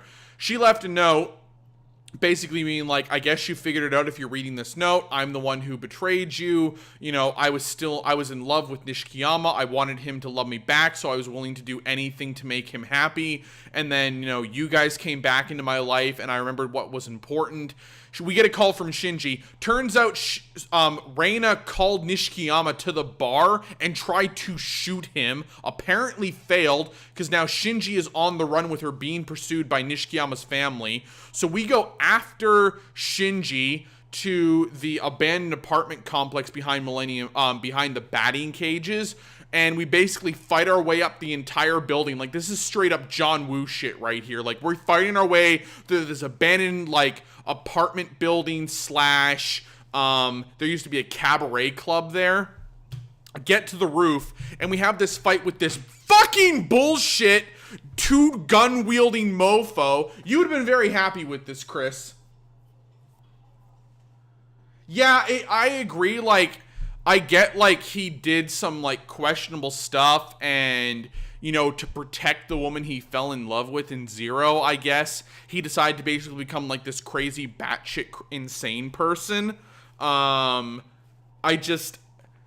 don't know. Maybe something's lost in translation. I'm not getting, like, the massive sudden shift. Like, the end of Zero just did not do a good job. It's like, suddenly he's not wearing a shirt, and he's wearing the snakeskin jacket, and, you know, the guy from the Omi Alliance that was watching over him that he apparently became friends with gets shot, but that didn't happen before he started being dressed like that. It happened after he went to Shimano-san and was like, hey, the new leader of the the Tojo clan is basically telling me to clean up the traitor.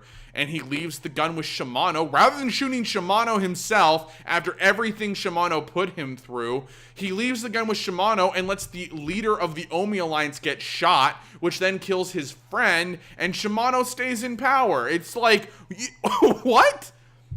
I guess because he didn't want to become a patriarch killer, even though it was on orders from the Tojo clan head? I don't know.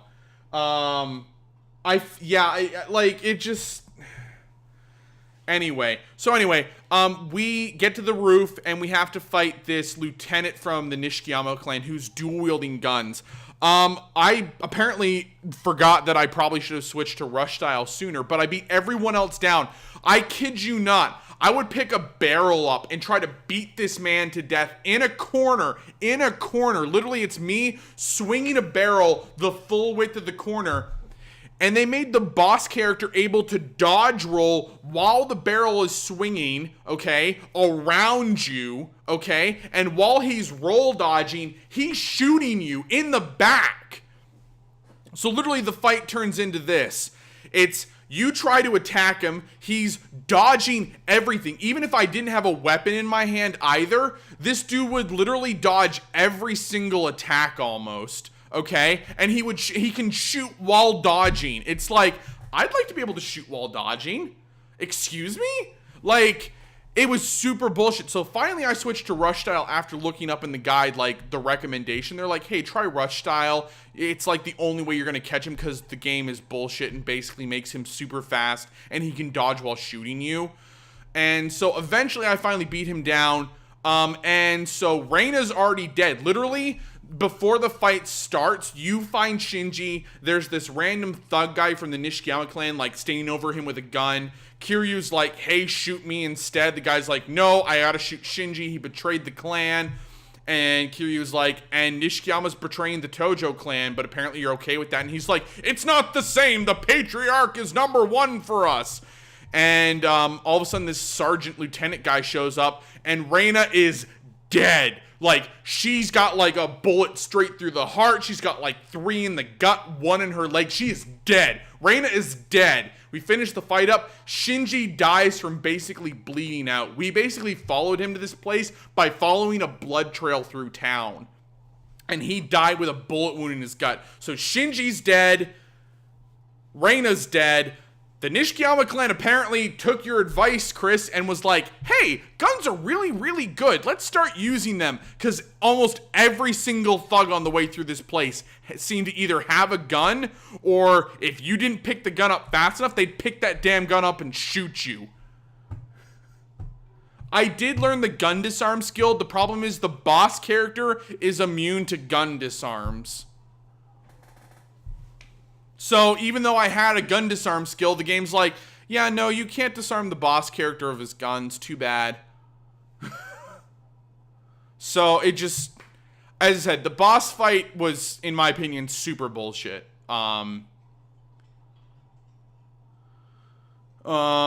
So anyway, that's the end of chapter 10. Chapter 11 basically starts with us going back to the florist and being like, hey, you know, they're dead. We don't have anywhere else to take them. Thanks for helping us out. Oh, before I forget, also, right before he dies, Shinji's like, hey, Kazama is still alive. I left him with my girl. Her name is Akemi. And we're like, okay, cool. And then he dies. So we start having this talk with the florist and Date-san. And the game is like, hey, there's this soap land, which is basically a prostitution-y place where women wash men, called Shangri-La, which is, for anyone who doesn't know, Shangri-La is a mythical sort of, you know, temple city that's supposed to exist in the Himalayas. Well, apparently there's a soap land in Kamurocho called Shangri-La, where their number one girl is Akemi, and apparently Shinji used to frequent this place quite a lot. Mind you, to get in, you first need to have a membership card, which is next to impossible to get, and then 2, it's $1 million entry fee. $1 million. Because apparently the women who staff Shangri-La are celebrities and, like, the best of the best call girls. Think about that. That would be like finding out that if you called up, like, the best escort service in, like, I don't know, New York or something, and frigging Jennifer Lawrence showed up to pick you up. Like, excuse me, what now?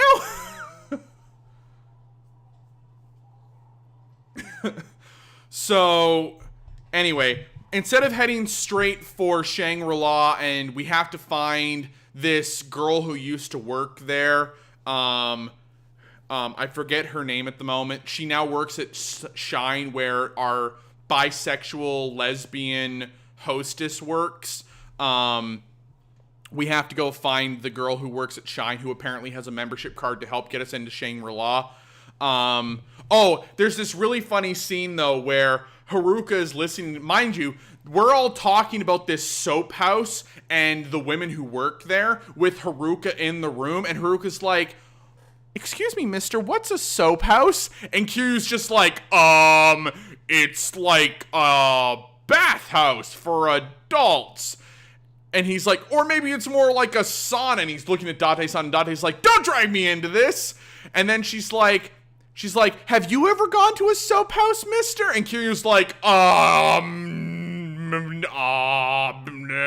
and she's like, haha, it's okay. I've walked around town enough on my own to figure out what a soap house is. I know what they are. And I'm just there like, this little girl's like 6. Somehow walked into a red light district. No officer picked her up while she walked into a red light district, basically.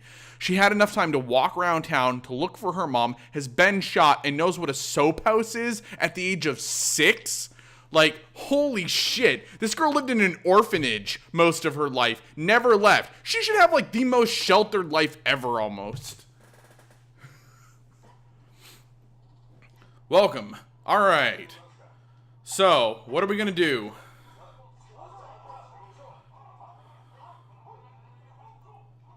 So, I can use my cheat item here. I can guarantee that I will get an even on my roll, on the roll here. Or I can use the lopsided cigarette.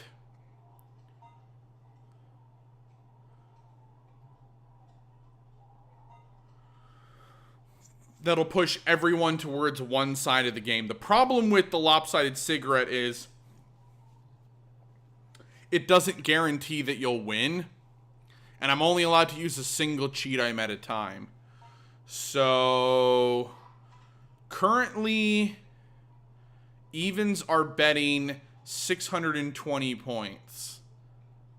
I'm going to bet on evens.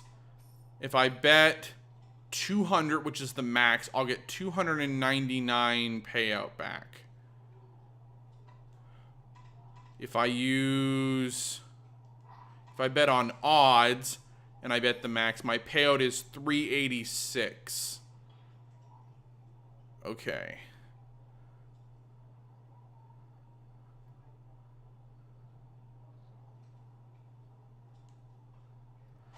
Basically what I want to do, I think, is I want to go in with the...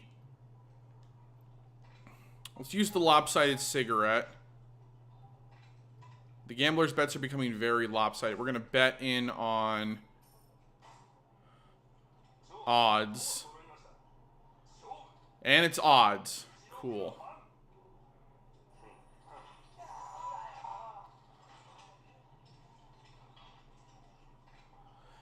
Guessing one dice roll. This is really high stakes. Basically, you have to guess what number is going to appear on one of the dice. Like, it's super high risk. No, I'm gonna quit. Like, no offense, I have no desire to, like, high stakes gamble when it's already, like, I have to bet on a 50-50 to begin with, evens odds, and then on top of that, I have to bet on a 1 in 6 showing, actually, it's more like a, let's say I pick the number 1, there's 2 dice, it's a 1-6 and 1-6, a 1 in 32, or something like that. I'm not sure how the odds would work on that one. Maybe it's a 2 in 6, which is a 1/3. I have a 33% chance of guessing right on one of the dice. Like, not worth it. Like, there's only like 3 incredibly useless cops in the city. It makes me sad to, like, agree with that statement, but, like, the game is just... Sometimes the game is just really questionable in how it does stuff. I get, like, this game was written, like, 12 years ago originally, so they can't really change the storyline all that much. But, like, God, are you kidding me? Like, this is what you did back then as well? Alright, we're gonna go in for Chohan again. I want to, basically what I need to do is I need to get a really, really good hand where, like, everyone bets to one side and somehow make it so that it turns out even. So everyone's going frigging even again. So I can guess one number now if I want to. So if I bet on evens, I'll get how much for a payout? 320. If I go odds, I get 356. I'm going to go on odds again. I just saved, so the worst that happens is I miss my 50-50. It's a 7 again. Cool. It's twice in a row. Look, I'll take cheating like a mofo any day of the week here, game. Sure, I'll continue another hand. I need everyone to, like, stack up on, like, one side. Alright, so if I go evens here and I max bet, I get 477 points back. Sure. I don't think it's going to get much better than this. So the dogs are yep, it's guaranteed to be even. Cool. Now I'm going to quit and save. I mean, violence is the universal remote to get places, but the problem is, like, I don't know where the place is at the moment. Alright, so I'm maybe like 2,000. I have like 8,000 more chips to, or points to win off of frigging Chohan. Chohan is literally not going to be my game of choice if I have to farm stuff from this place. In fact, I'm going to do everything I can to not ever have to do Chohan. Let's check out Ochikabu real quick. Sorry, Koi Koi is next. Koi Koi is... I would love this game if it was a non-gambling game. Um...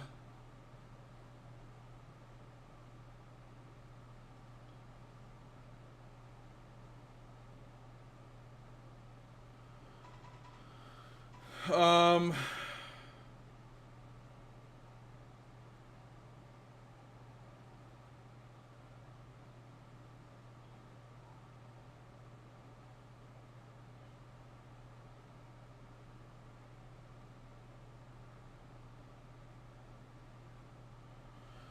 I'm going to play at the expert level. I'm probably going to get completely rocked here. I don't want to use the cheat item right now. I probably should have, but I don't know what the betting stakes are like. Change settings. Basically, I'm going to raise the wager to max. Double points for 7+. Yep. Moon viewing, cherry blossom viewing, junk modifier, season hand guide. I want to use the hand guide, and we'll only play 3 rounds. So, determine dealer. Basically, I'm the dealer. For whatever reason, the dealer is lowest month, which is... You want to be the dealer in this game because you get first pick. Basically, this tells me what I can and cannot snag with my current hand. So, I want to snag that. And then I got another one, and then he flips a card and it doesn't give him anything. So I want to get purple ribbons if at all possible. That's really unfortunate. I want that Crane card, like, badly. Crane's super useful. Crane's worth, like, a ton of points, potentially. That's even more unfortunate. I flipped that card, and, okay, he didn't get it, thankfully. I want to play out this guy. And then that flips that, and he takes it, unfortunately. I literally have, one card to take here. Flips that. That gives me, like, nothing.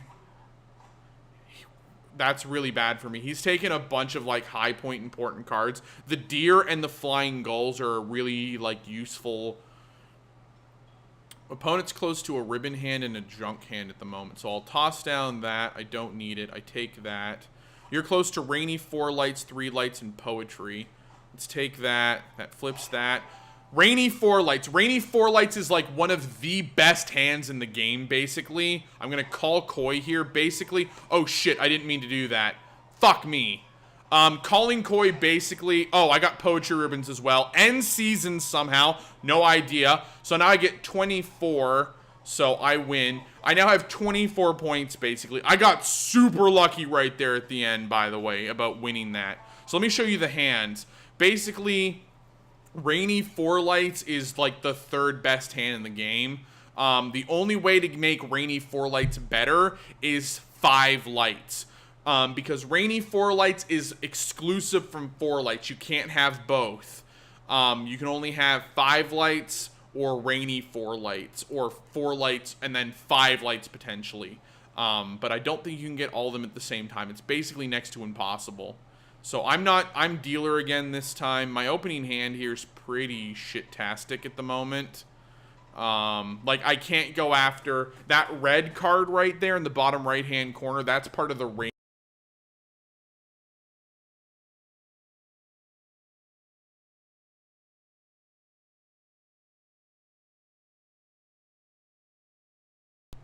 Apologies about that. One of the best hands to go for a quick score that's high points is Cherry Blossom Viewing. It's 5 points. It's probably one of the better hands in the game. I'm going to take this one. The Cherry Blossom Viewing is basically anything with that red, like, weird cherry effect in the top right-hand corner. Once again, the flips have been pretty awful here, so I'm going to try to go for a ribbon hand here.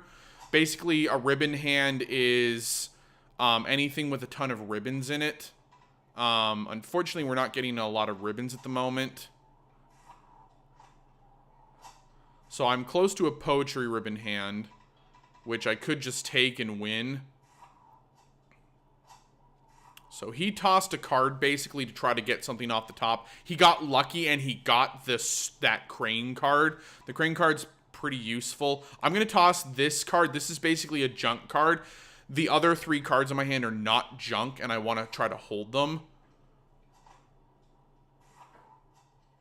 So that's a junk card. I'll flip. I get Poetry Ribbons. I do not want to keep going. Basically, if you call Koi, you keep playing the hand out. If you don't call Koi, the hand ends. So I'm not going to call Koi here. I win. I now have a 25-point lead. Basically, the only way the opponent wins is like the most ungodly hand ever in existence. So my opening hand here is I want to play out this Moon card and steal the ribbon card there, basically. Or the bird card there as soon as possible. That's like this is like one of the best openings I could have hoped for. Unfortunately, he took the boar card. The boar card is needed for boar, deer, butterfly. So even though I now have the butterfly card in my hand, it's basically worthless because there's no way to get a boar, deer, butterfly. I can take the deer. It's really unfortunate. I literally had butterfly and deer, and the opponent scooped up boar on me. So opponent took a couple junk cards. That right there is one of the cherry block. Basically, you see how the left-hand card in the top row has that sake cup, and then the bird has like the cherry blossom thing going on above it in the top right-hand corner. Those are two of the cards that activate cherry blossom viewing. They're really super useful. So I'm going to steal the butterfly card, and then I'm going to steal that second one. Opponent, I think that third card right there that the opponent just took, the one with the purple and red in it, that's the third card for cherry blossom viewing. So it's a little unfortunate that the opponent took that. I have been very, very unlucky here, by the way. I've basically flipped nothing, like, card-wise. Opponent's close to both Cherry Blossom Viewing and the Seasons card somehow. So as you can tell, basically right now, I am no longer able to get 5 lights, 4 lights. Cherry Blossom Viewing is out. Boar, Deer, Butterfly, and Red Poetry Ribbons, they're all out. And Seasons is also out. Somehow the Seasons card is somehow the opponent snapped like all of them up.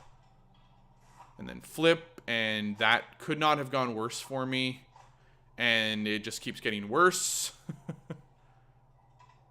I literally have nothing to play here somehow. Cool. Opponent got nothing, and then opponent got something.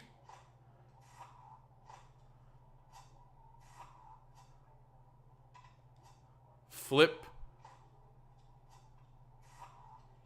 So none of us got anything. I win with a points total of 25. The wager was 200 points. At 25 times, I get 5,000 points back, basically. So I'm halfway done for getting everything I need from Koi Koi. As I said, Koi Koi would probably be okay. The problem is at expert level, it's really, really hard to win still. Like, that was the, like, most extreme luck I have ever had in Koi Koi. Like, I got Rainy 4 lights, called Koi Koi instead of just ending the hand, played out one additional card, and pulled into, like, 2 of, like, the best things I could have hoped for. So we're going to go back in. We're going to play Koi Koi a second time. I'm going to use the cheat item this time. Expert. I will use the card. It's good for only a single round, I believe. It's not active for the whole game. So currently the month is 7. It's Sake, Cups, Flowers, and Seasons. Make sure the change rules are in effect. Nope, wager wasn't high enough. Hand guide I want to be on, yep. Season, junk modifier, moon viewing, and double points for +7. Hands, this will actually show you the hands. Poetry ribbons, variety, blue poetry ribbons, the chrysanthemum, peony, and maple. There's only like 3 blue poetry ribbons. Red poetry ribbons, the pink, the pine, sakura, and plum poetry ribbon cards. The boar, deer, and butterfly. There's only 3 of them in the game. There's only 1 of each in the game, by the way. Moon viewing, the moon over pampas. Cherry blossom viewing, as you can see here, is those 2 cards. The curtain with sakura and sake cup with chrysanthemum cards. So in theory, you can get both cherry blossom viewing and moon viewing in the same hand. Seasons, As you can see, there's the season cards. It's really, really hard to tell. 4 cards of the same month as the current round. The problem is I don't know which cards count as whatever. 3 lights. There's 3 lights. Rainy 4 lights. 4 lights and then 5 lights. 5 lights is basically Rain Man with 4 other 20-point cards. The 20-point cards are the ones that usually have like the most detail in them. And then 4 lights is any 4 20-point cards except Rain Man. And then Rain Man, Rainy 4 lights is Rain Man with 3 other 20-point cards. So there's basically some idea of what the hands look like. So I'm the dealer again right off the start. This is an awful, shitty starting hand. I'm going to steal the deer card. I'm going to steal the poetry ribbon. I now have 2 red poetry ribbons.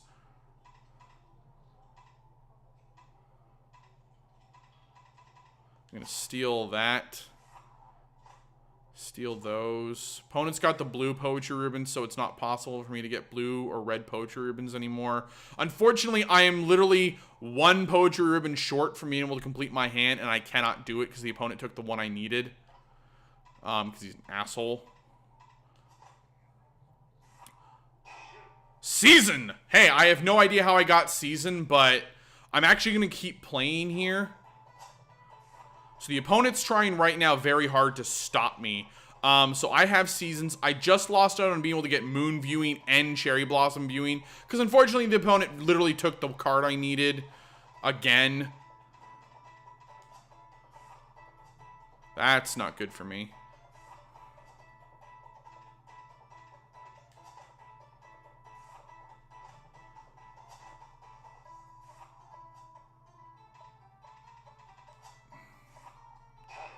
So I got Variety now as well. That gives me 5 points in total. I'm actually going to stop the hand here, I guess. There's only like 2 cards left in my hand. I don't want to like go super hard. So yeah, the items effect wore off. That's really unfortunate for me, actually. I should probably quit and hope for a better starting hand. I'm actually going to take that stack right there. Basically, that stack right there is the game being like, hey, there's a bunch of, like, same useful super cards here. I'm going to take that. So, 5 lights and 4 lights are both out because, unfortunately, the opponent took one of the 4 light cards. And I lost out on Moon Viewing because the opponent took the Moon card. As I said, there's only 1 Moon card in the game, so if you miss it, you're kind of in trouble.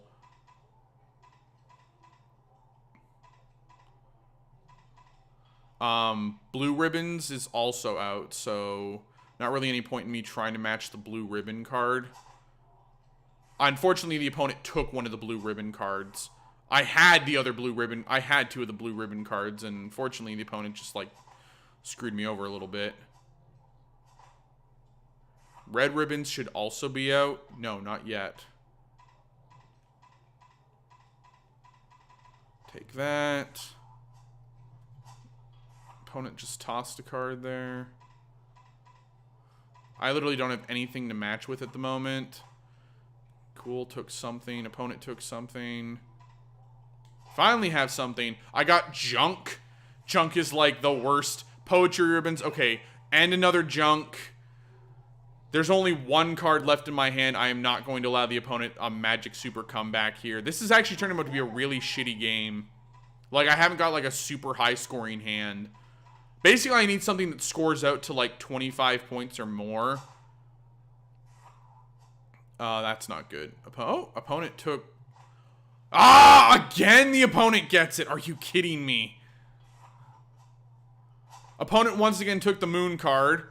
And then he got... Yep, cool. So I'm definitely not able to get Moon Viewing at the moment. And I don't have a single match in my hand currently.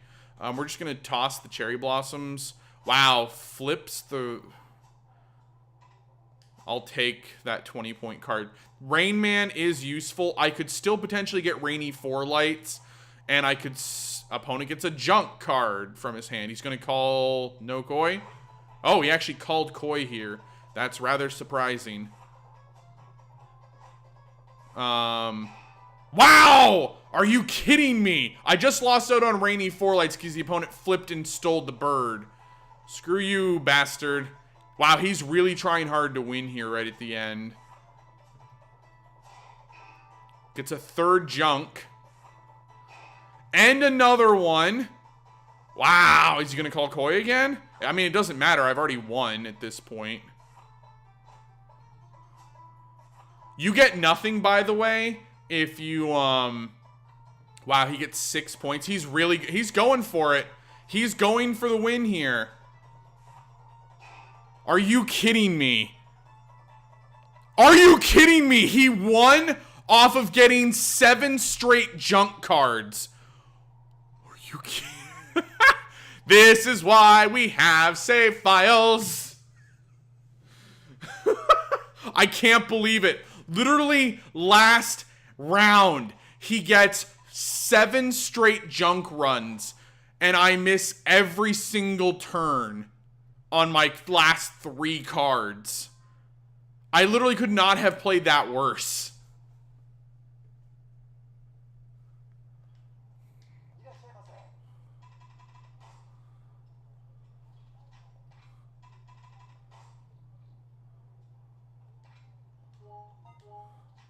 Alright, I need like another super godly opening here, game.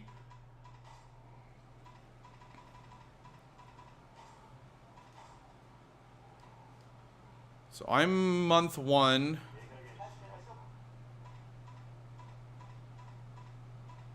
Wow, this opening is trash.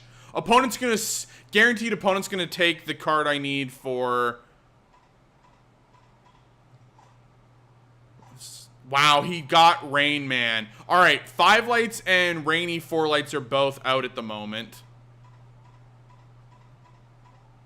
Good news is I'm sitting on one of the other super important cards here, basically.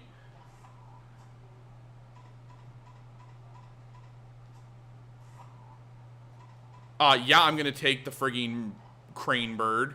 Crane Bird's super important. Red Poetry Ribbons is out. I don't even care about Poetry Ribbons game. It's not what I'm here for. I got Season. Do I want to... I'm going to call Koi. My hand is super high value right now.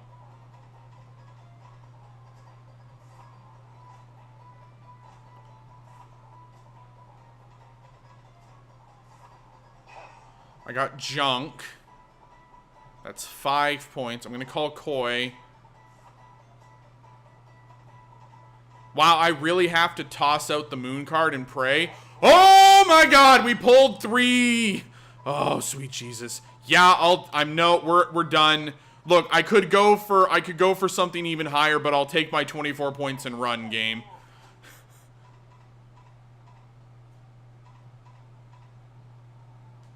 I'll take that and that.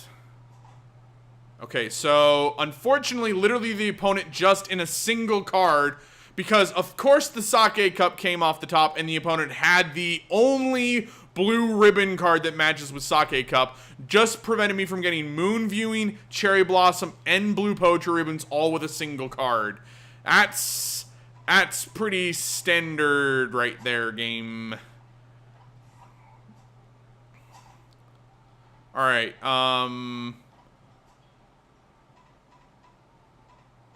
have any way of taking that deer card right now. I kind of desperately need the deer card. I got the deer. So in theory, I can still get boar, deer, butterfly here. I need to... Either the boar needs to be in the deck, or the opponent has it in his hand at the moment. I'm not sure which at the moment.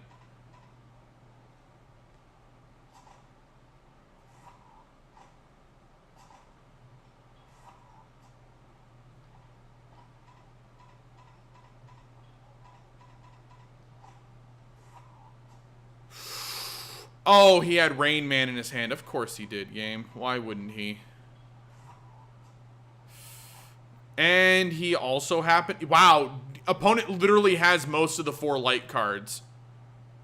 Opponent is close to Moon Viewing. Oh, I know the opponent is close to Moon Viewing. Trust me, I know. Oh my god, I got Boar Deer Butterfly! Oh! Poetry Ribbons and Variety all in one card. Screw you, game. I'm taking it and I'm running with it. Get out of here. Yeah, I'll take the frigging Moon. I know how valuable that moon card is. And, of course, opponent instantly has one of the cards for 4 lights and 5 lights. Basically, there's only 4 20-point cards in the game, and then there's Rain Man. So, basically, if the opponent just...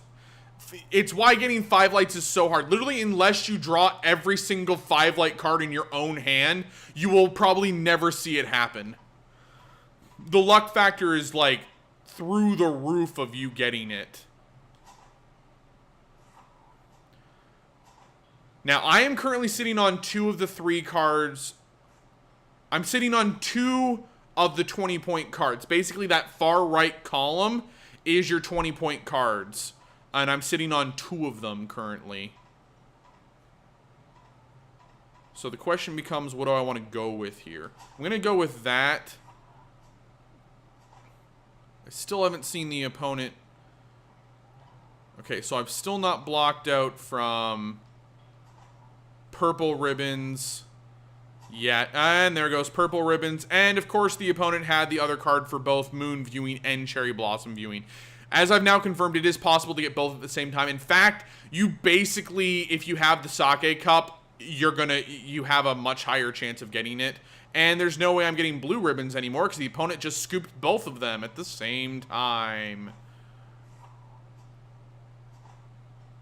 Opponent's going for a junk hand here.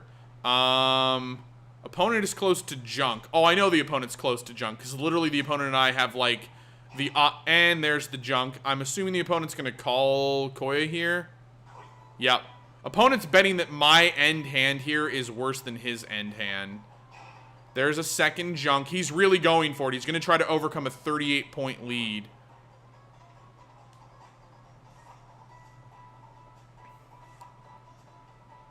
And the end of the round is I win with 38 points. Hooray! So I get 7,600. Woo! We're done. Excellent. Congratulations on becoming an employer, sir. I wish you all the best in managing your business.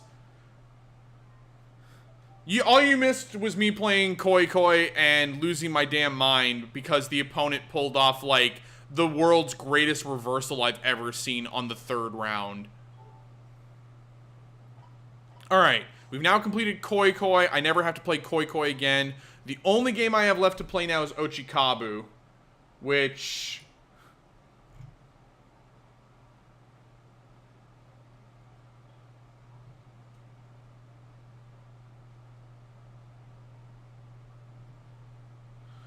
So the cheat items for Ochikabu are the 10-10 one charm and the trips Yokon.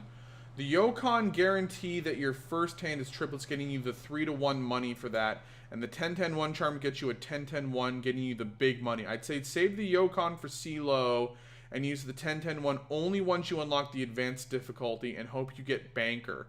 If you don't, consider reloading because, okay, so I need to play, basically I need to play through here until I unlock advanced.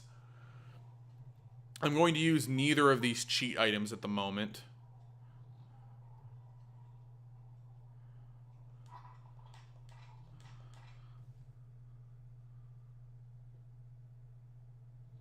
So I need to win another 10,000 tags here.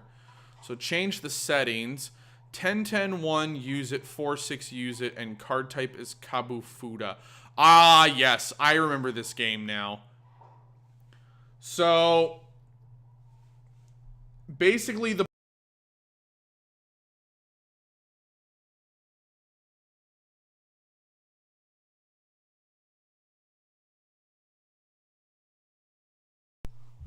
apologies, I had to remember how to play this game quickly. So the point of this game is that I want to try to get to a total of 9. Now, I am currently the dealer. I currently have a 7 in my hand. I know one person out on the field currently has a 9. That means they basically won. Another person has a 7. A draw basically loses me cards, okay? And one person has a 2 with a hidden card. So, basically it is, do I want to draw a card and bet that I'm going to draw a 2? Because if I draw a 3 and go to 10, I basically get 0 points. Because basically when you have a 10, it shuffles over the left-hand column number and adds it to the right-hand column number. So there's only literally 2 cards that help me here. A 1 or a 2. So I'm just going to showdown here. Select player to challenge. I will challenge this guy. He has an 8. I lost. I can't challenge that guy because he already won. That guy also somehow perfectly had a 9. Wow, they all had 9s or 8s. Cool, so I lose like 100 and something points there. Coolio. So now we can all... Basically, do you want to take... Wow, people literally snapped up while I was trying to explain here. Do I want to pick the 1 or the 3? The last column does nothing. So I currently know that the AI has exactly 2 points as the dealer. I know that 2 of my opponents that I'm not trying to worry about, one of them has a 10 card, which means whatever he draws as his next card is going to add to his score and then shuffle it back down to just the single digit. Or do I want to gamble on getting the 1? I will take the 3. I will total wager the max amount of 100 chips here. I got a 9, which means I want to draw another card. I only have 2 points. All right, I now have an 8. Cool. Opponent has 7, went to 4. So he's going to showdown now. I have an 8, therefore I win. Cool. So one guy lost because he had a 0, which is less than 4. And the other guy had a 5, which means he wins against the 4.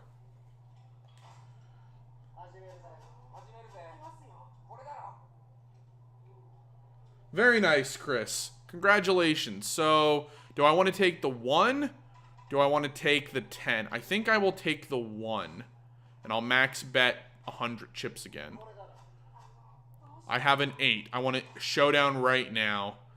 Literally, if you have an 8, you just don't do it. There's only like, wow. Wow! Are you kidding me? AI pulled a perfect 9 on his last card. Are you kidding me? I'm taking the 9. I'm literally going to draw nothing here. No, I need to draw another card. I forgot you don't want to ever pick the 9 on your own. Wow, I am super fucking boned. Well, I lost again.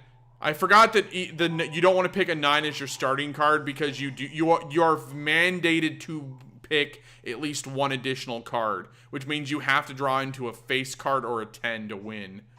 So we're going to reload the game real quick. Thank God I saved right before doing this.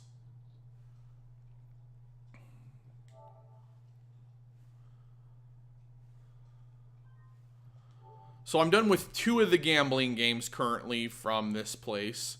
I have another 2 to go. We're 80% of the way through the game. We're actually, that's about accurate for where we are, storyline-wise as well. So here we go. Chohan is going to be awful. Ochikabu, I have to play still, but it shouldn't be too bad. Roulette and Baccarat's just going to be awful. Like, I already used the... I hate the fact that, like, I used both cheating items in Baccarat and the game, and it's like, the max you can get from them is 1,950 chips. Like, that's it? Are you kidding me? That's bullshit, game. So, yeah. Ugh. We want to play Ochikabu. Play at the beginner level. I'm not going to use either of those at the moment.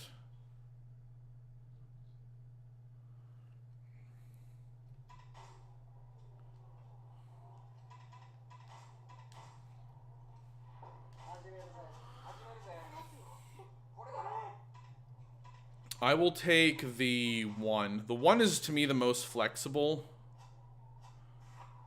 So he's got an 8 with a hidden card. He has a 7 with a hidden. I want to draw 1 more card here. I got a 9. Perfect. Okay, so we're going to win. One guy lost because he had a 4, and the other guy had a 9 as well. Wow, look at that guy. Drew a 3-5. Literally drew the exact same thing I drew. A 3-1-5. Or a 1-3-5. All right, we'll play again. So I get to pick second. I will pick the 3. I'll once again bet 100. I have a 7 currently. I think I will showdown with a 7 rather than trying to be like super crazy mode. Okay, opponent has 6, so I'm going to win again.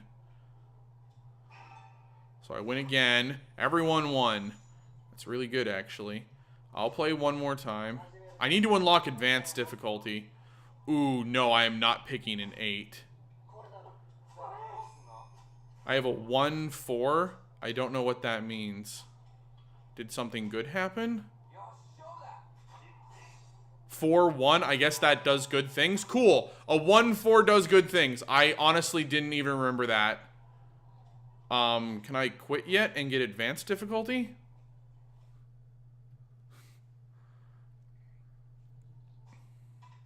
I guess not.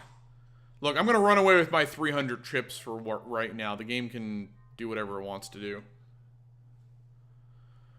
Trying to think. We're really close to the end of this game. Like, I'm far closer than I thought I was to the end of the game now. Like, we're in chapter 11 now. We only have... Are we in no, we're in chapter 11. Aren't we? I think. Yeah, chapter 11. Which means we only have, like... Wow, I still haven't unlocked advanced difficulty yet. Okay. How does one unlock advanced mode? I guess play through a whole round? I'm dealer. I have a 7. Sure, draw a card. I got a 9! Hell yeah. Victory. Victory. Victory! That's right, as the dealer, if you have 9, you win against the opponent. Because the game's an asshole like that. I'll pick the 1.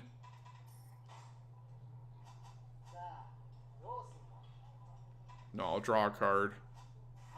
I have a whopping 2 points. Cool. Wow! I'm still gonna lose. Still lost. That's unfortunate. I probably should have picked the 4. I would have done better.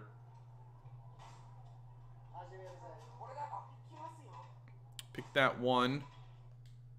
And the game froze.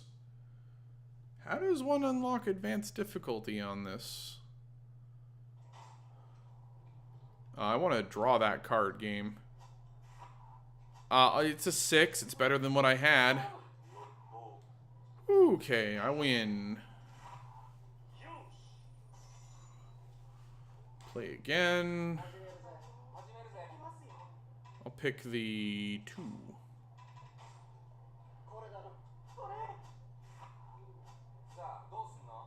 I'll draw a card.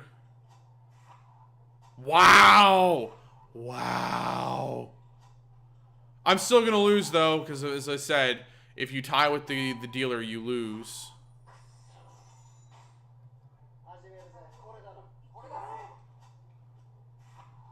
I'm dealer again. I currently have 0 points. I now have 4 points.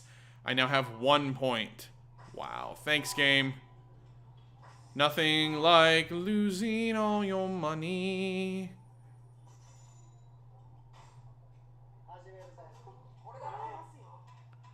Pick the 7.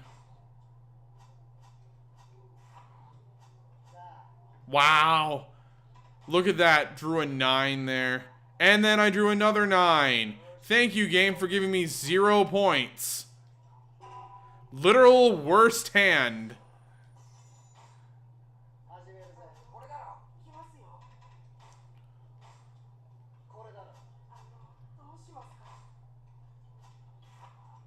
Wow, I have 3 points, game. Is that right? Opponent's got 0, and then he got 5.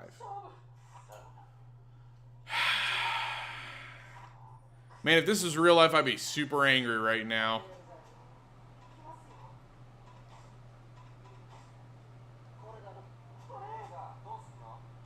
Nope, showdown with that 9, baby. Finally got a half-decent hand, game. 9. But I lose because the dealer has 9. So we all lose the money.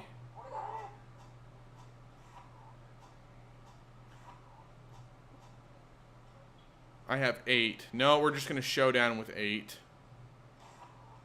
Opponent has 4. Lost. Unbelievable. Victory. Wins exceed losses. Bet amount is increased.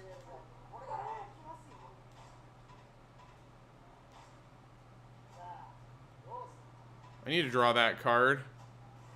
Yeah, I got 2 points, baby. God damn it. Opponent has 0. And then he drew a 3. Of course he did. I lose. Woo!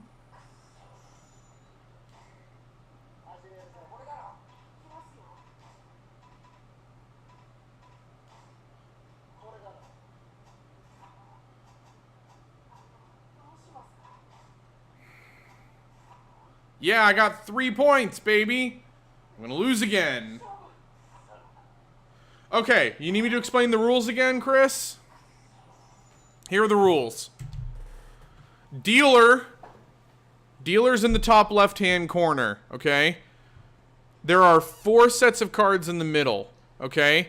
Dealer is counted out, and then basically the person to the... Well, in this case, the name right under the dealer is first player. They get first pick of which one of the 4 initial cards they want to pick. Then the next person goes, and then the next person goes. Okay? So, you pick... Let me show you with a fresh hand here. So, I'm going to pick first here. So, basically, Fortune Gen, the blue player, he's the dealer currently. I have to decide which one of these initial 4 piles of cards I want to choose from.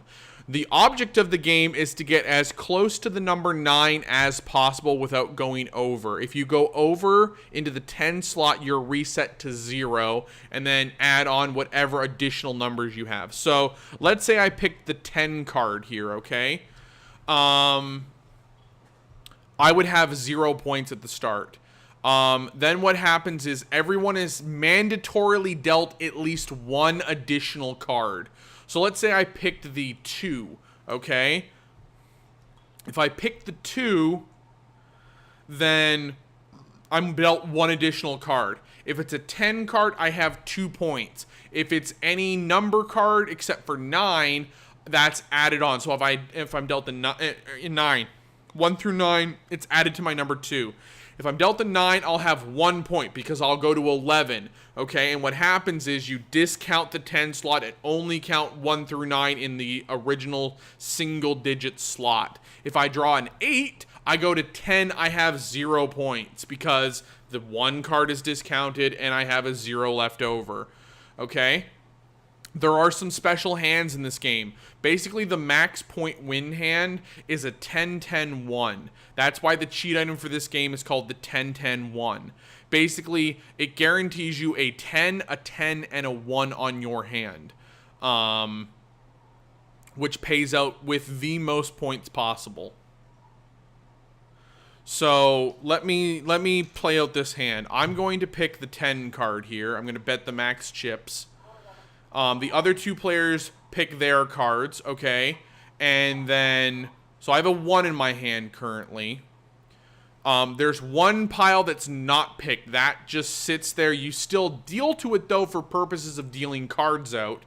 But it doesn't count for or against anyone, okay? I'm actually going to draw an additional card here. If I draw another 10, I drew a 4, unfortunately. So I have 5. That means I win. Okay. Everyone won against the dealer. The reason being, the yellow newbie Furubira chose the first pile. He started with the number 2. He drew the first card, which he mandatorily has to draw, which was a 10. So he still had 2 points. And then because he wanted to have 1 more card, because he wanted to try to raise his number to 9, he drew a 3rd optional card and went to 9 points. Second player, he started with 5. He drew a 2. Okay, he had 7 points. He said, no, I want to really gamble on this. I want to really try and get that 9. So he drew a 3rd optional card, drew an 8. That set him back down to 5 because 5 plus 2 plus 8 is 15. You discount the 10 slot, you're left with 5. I started with a 10 card. My first mandatory draw was a 1. That gave me 1 point.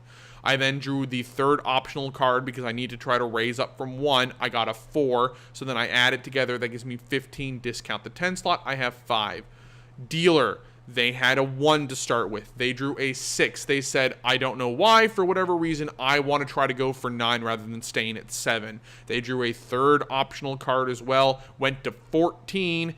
10 slot deactivates. They were left with 4 points. So let's play again, shall we? Because for whatever reason, I still don't have... I have an 8 currently. I'm mandatorily going to be forced to draw a card, unfortunately. It is a 3, which sets me to 11. I definitely need to draw an additional card here. I drew an 8. That puts me back to 9. Therefore, I win against basically everyone. Yeah. Everyone lost. I get 156 points because I take their bets, and they go to me. So I pick last here. I can go for a 6 or I can go for a 4. I'm going to go with the 4. I'm going to bet the max dollar amount. I got a 2. I now have a 6 currently. I will draw a third additional card. I happen to get a 9. That actually sets me back a number. Thank God the opponent did even worse than me.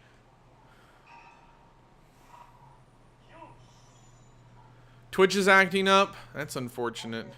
Let me know if it looks like it's on my end or not. All right, the opponent has a 9, but that doesn't matter because you're mandated to draw a card. Honestly, starting with a 9 is probably the worst thing that you can do. I'm going to take the 4 and bet the max amount again. I got the 1-4. So the 1-4 is a special hand. It basically gives you a special 5. The 4-1... you win automatically. Even though I technically have 5 points and the dealer has 5, I still win. So the dealer has 0 currently. I will take the 1 card and max out the bet. I got the 1-4 again. That's huge. 4-1. I auto win. Even though the dealer has 7 points and I only have 5, I still win. I'm going to... I want to see... How do I get advanced difficulty unlocked?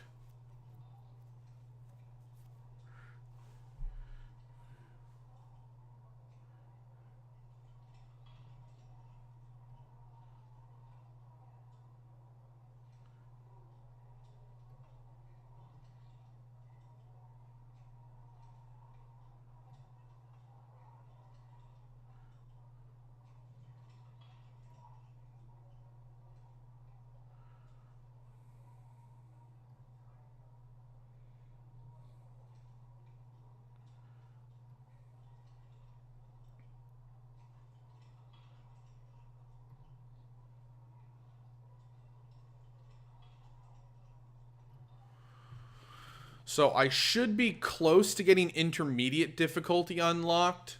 I have to win 10 times in beginner mode to unlock intermediate. And then I have to win 15 times in intermediate to get advanced. So that's basically what we're going to do for the next 28 minutes. We're going to try to get through Ochikabu. Honestly, playing these games, I'm kind of like, I would like to play these with friends. Like, I wouldn't bet for actual money, but to just sit down and play some of this stuff with some friends one night would be pretty cool. Ochikabu, please tell me I've won 10 times finally, game. Oh my god, I did. Yes, please, play me at intermediate. I still will not use the cheat item. The reason still being is that advanced difficulty allows me to bet 1,000 chips. If I use the 10-10-1 item... the 10-10-1 item gives me 20 times what I bet, which is more than enough to cover what I need. So we're going to change the rules. I'm going to show you the other deck. There is a secondary deck, the Hanafuda deck, rather than the Kabufuda deck. It basically is just a style option. So, yeah. Here's, there's numbers next to it. Personally, I think this looks better, but the other option is a more Western style looking deck. I will take the 6 here. There is a special rule. Oh, I didn't bet the max amount. There is a special give up option where if you're dealt a 6 and a 4, you can auto surrender basically. Okay, opponent went to 2. Somehow I won there with a 3. I have no idea how that happened. So that's 1 win. I need to win 14 more times. I'm going to take the 5 here. I'm actually going to just lower the bet amount down because I don't need to bet all that much. And I went to 1. That's really unfortunate. Basically, no matter what happens here, unless the opponent gets a frigging 0, I'm going to lose. I lost a whole 1 point. I'm okay with that. All that matters is getting to advanced difficulty. That's punny, Chris. But I get what you're trying to say. I'm gonna pick the 1. You know what? Screw it. Might as well try to win money here. I need to win chips eventually. I want to draw a card. I have 2 points, and I drew a frigging 9, because of course I did. I now have 1 point. Well, I just lost 500 chips on a single hand. Thank you, game. All right, we're gonna quit. I'm gonna reload. I'm going to change my decision. I will bet out here, but I'm not gonna let the game cheat me out like that. Hell no. I don't know. I'm not seeing anything on OBS's side, so I don't know if I'm lagging or not. I mean, I'm watching the stream. I'm not seeing any issues on watching the stream or OBS. I mean, I know the game. I've frozen a few times with like the cam and the microphone's gone down, but I haven't seen any issues on OBS or Twitch right now. But I could be wrong.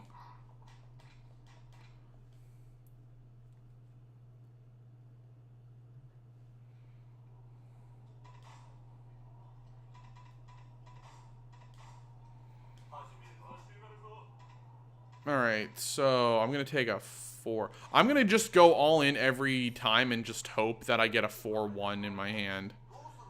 That is 4-6. Basically, the 4-6 allows me to just give up. And 4-6 getaway, basically, I give up, I get my bet back. Because the game basically gave me, like, the worst opening hand possible. I think it's a little weird that there's a rule that if you get a 4-6 on your opening hand, you can just auto give up, but whatever. I currently have a 4 in my hand. If I draw a 1 as the dealer, I auto win. I drew a 4 and a 10. I'll draw a card. Worst that happens, I got a frigging 9, because of course I did. And yet somehow I won against someone. I actually nearly won against 2 people. That's kind of crazy. I will take the 10. Yeah, I'm going into showdown with a 9 here. Let's do it, baby. 9. Take it, baby. So I win back my bets. I win back some of the money I lost. So that's 1 win. I'll take the 10 card again. As I said, I'm going to try to go for the 10-10-1. See if I can win. Alright, I got a 7. That's not bad. I mean, I know the computer's gonna... Cool, I win.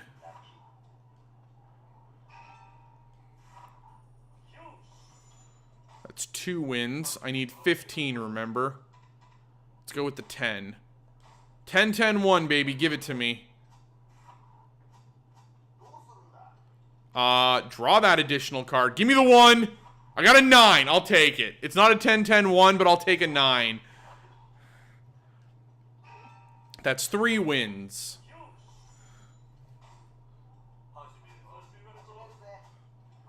I'm the dealer again. I currently, unfortunately, started with a 9 in my hand, which is just awful. Yeah, I got a 4 currently. And it got worse. Yeah, I'm going to lose against everyone here. Yeah, it didn't literally... The only way I was winning that is if I drew a 4 and got a 9 somehow. I'll take the 3. 4. And I drew the 9, because screw me. Opponent's got a 2, and he drew into a 5. God damn. That's unfortunate. Wow, almost everyone lost the dealer there. That's rather unfortunate. I'll take the 10.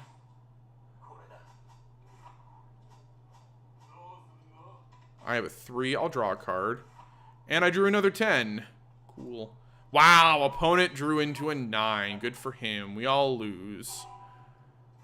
Because if the dealer has a 9, you're basically screwed without a special hand. I'll take the 5. I have a 9. I'll showdown. Oh, wait. The opponent got a 9. Of course he did. Started with a 9 and drew a 10 card. Just...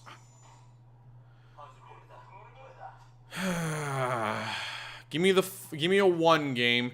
That is not a 1. I have a 3 currently. Draw that card. I got a 9. Hey, I win. Unfortunately, I've lost far more than I'm going to get back here currently. Look, I only got like 700 chips back off of that or something like that. I lost like 1,500 that last round. I'll take the 10. Oh, showdown. I have a 9. 9, I win. That's 4 wins, I guess.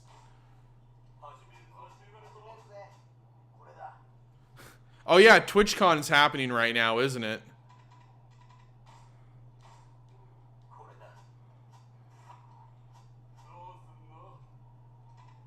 I will actually showdown with a 6. Opponent's got a 5. I won. Alright, that's 5 wins.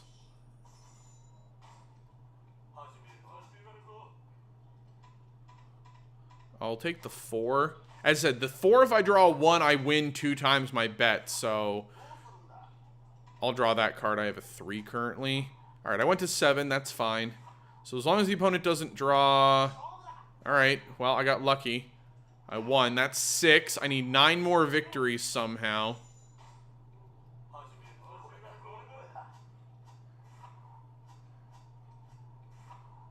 Two people are sitting on a 0.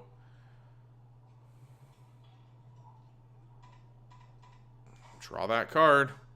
I regret drawing that card. Wow, guy had a 9. Guy had a 6. I should have just stayed. I would have won 2 out of the 3. But no, I went for the big boy play there. I'll take that 1. Give me a 4 game. I'll showdown with a 7.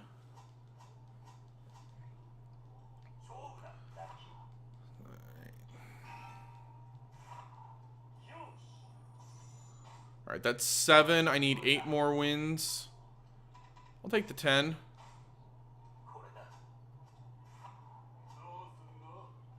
Draw a card. I only got a 4 currently. I went up to a 5. Yeah, 1, 4, 10. Not good enough. 2.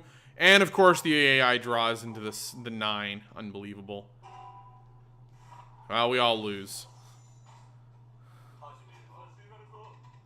Give me the 1.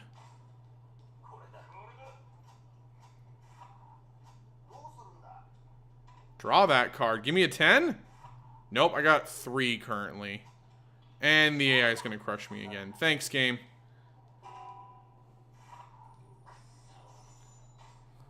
I'm just trying to get to the end of this.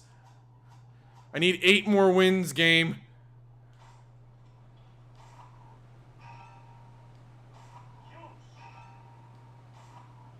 Alright, I won 852 chips back. Cool. Barely covers my 3 losses there. I'll take the 10.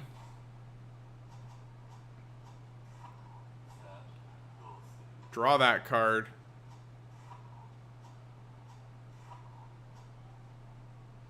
And I lose because the AI is evil. Wow, only one person won. That's because they had the 9 there. Unbelievable. Give me the 1 card. The 1 card's very versatile. Draw that card. I have 0 currently, so nothing here can hurt me. There's the 4 I was looking for, game. Would have liked to have had that before, but whatever. And I lose. I love losing multiple hands in a row over and over again. Give me that 1. Give me a 4, baby. No, I'll showdown. With an 8, I'll showdown.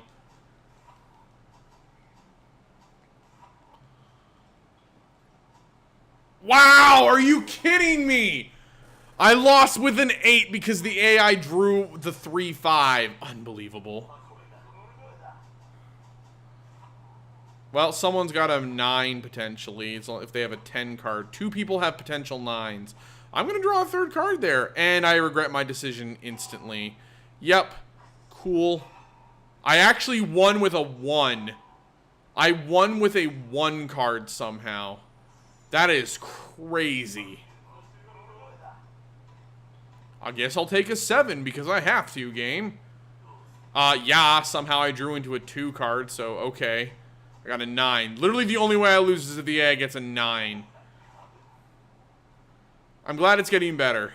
Alright, I think we only have like 8 or 9 wins right now. Something like that. I guess I'll take the 8. If I draw a 10 card, I'm doing okay.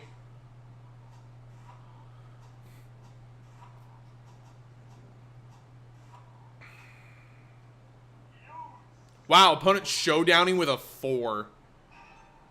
Whatever, I'll take my win. That's 9. That's 9 wins. Give me the 2. Showdown, I have a 9. Alright, as long as the opponent doesn't get a 9, I win. Alright, that should be 9 or 10 wins now. Remember, I need 15 in order to unlock advanced mode. I will draw a 3rd card. I have a 5. Cool. And I'm going to lose 3 straight times. No, I won. So I lost 207 chips still because I lost to the other 2 people. I will take the 7 game.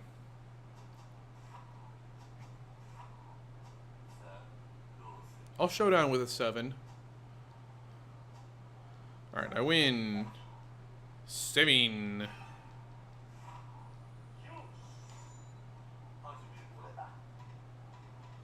I'll take my 10. Worst that happens is I get the 10-10. I will draw a 3rd card, game. Give me a 1. I have a 2. Fuck you, game. 1 number? Really? You give me the 1 number higher than what I needed? Great. Well, I lost. Cool. I can't believe it. The game, like, teased me there so hard. It's like, you got a 10, and then you drew the second 10, and you only need a single card to win. But no.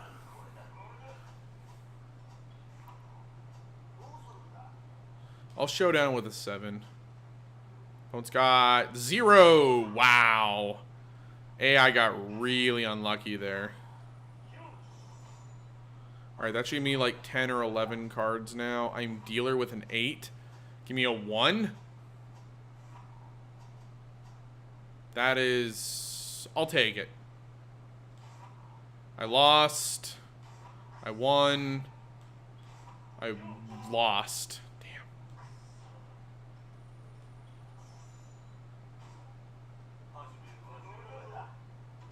I'll take my 10. Draw that 3rd card. Yeah, I got a whole 4 points, baby. And I'm going to lose because the AI tied me. God damn it. Cool. Give me the 5. I got another 5, so... By the way, if you get 3 of a number, you win, basically. Yeah, and I lose a 3rd time in a row. I actually own Civilization 6 already. Thank you, though, Chris, for the offer. I would normally take you up on that offer any day of the week, but I already own the game, unfortunately. It's really good. I love Civ 6.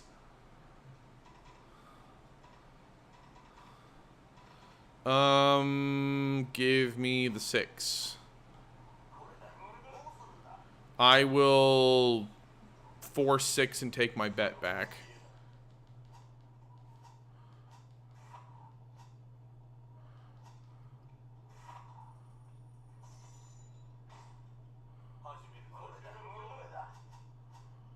So I have a 4 currently. If I draw a 1, I win. No, I have 1 point currently. Wow, game. 4, 7, 10. I'm going to lose to every... There's no way I win with a 1. I actually won. Are you kidding me? I actually won against someone with a single point. By the way, anyone want to keep track? I've just lost about 2,000 straight points trying to win to get to advanced mode. Draw that card. I only have 3 points game. All right, I got 8 points now. That's much better.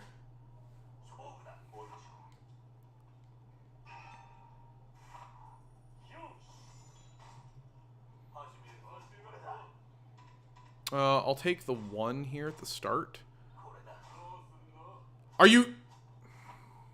I wasn't paying attention, and I clicked Showdown with only a single draw, and I had 1 point.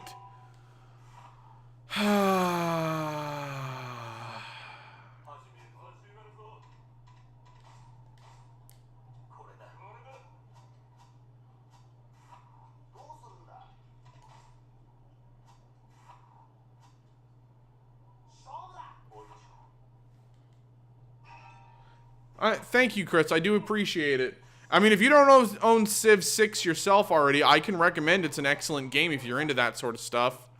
But I suspect you probably already own it. I'm actually gonna I know... Someone's got a 9. That means they either have a 10 card or they're that confident. I'll just Showdown. I won. I lost. I lost. That was unfortunate.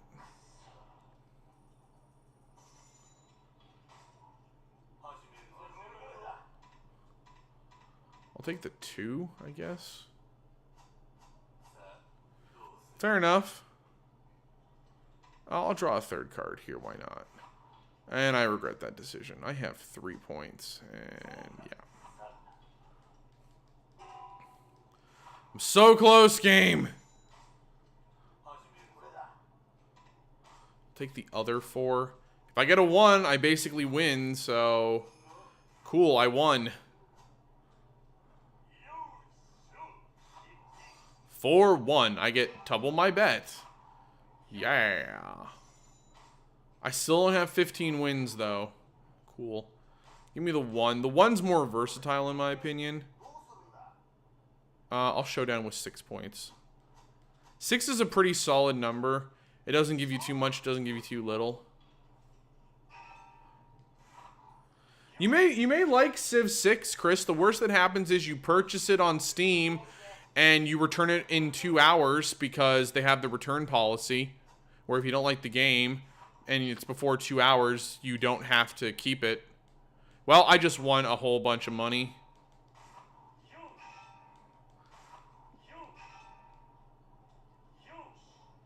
Cool. I'm actually going to quit and save and see if we've got to advanced difficulty yet.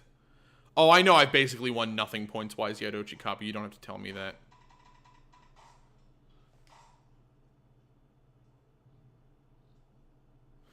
Fair enough, fair enough.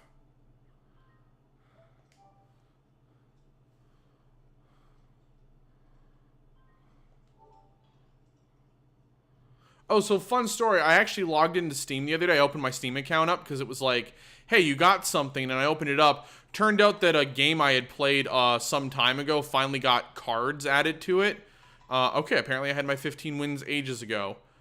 I'm actually going to use the 10-10-1 charm. This basically is going to... As long as I am not the dealer, I will get 10 times, or like 20 times my bet here. So... Please don't be the dealer.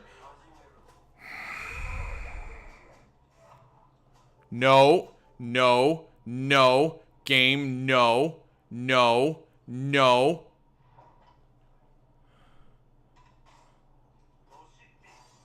Oh my god, I drew a 10-10. Oh, never mind. 10-10-1, but it's the worst way. Actually, maybe not.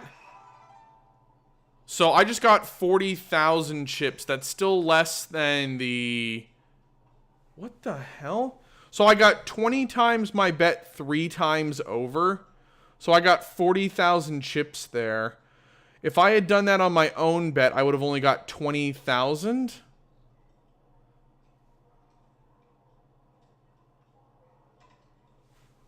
Do I want to be the dealer? And, oh, I actually wanted to get Banker. Never mind. I was like, don't get Banker. And the game's like, you're Banker. And I'm like, no. And the game was like, no, no, no, you want this. All right, well, I'm done because I literally just won 40,000 points. So, woohoo! We're done. Ochikabu's over with. Perfect. So the only gambling game I have left that I need to win at is Chohan, I believe.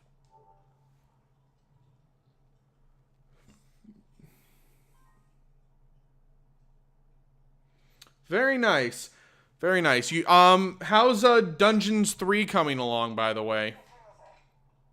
Real quick, I'm going to play CeeLo one last time since I have the Trips Yokon currently for it. Basically, what this does is increases my chance of rolling a triple. So I'm basically going to cheat until I get a triple.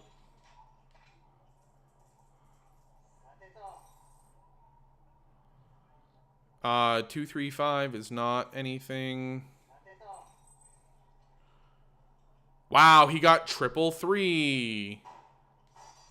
Trips 3. So we all auto lose. I'm not going to let that happen, unfortunately, game. That's why I'm going to save scum until I literally get to my turn and...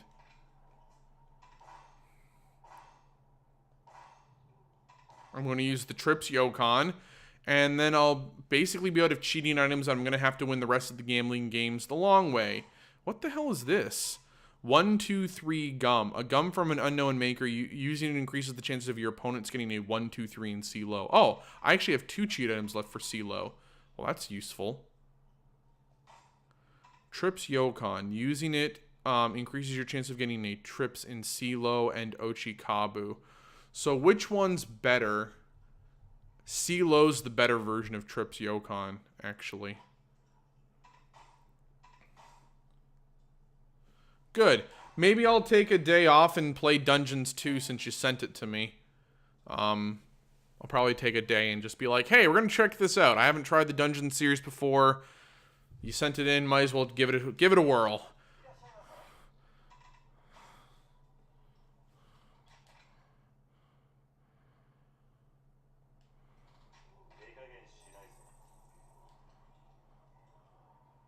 Four.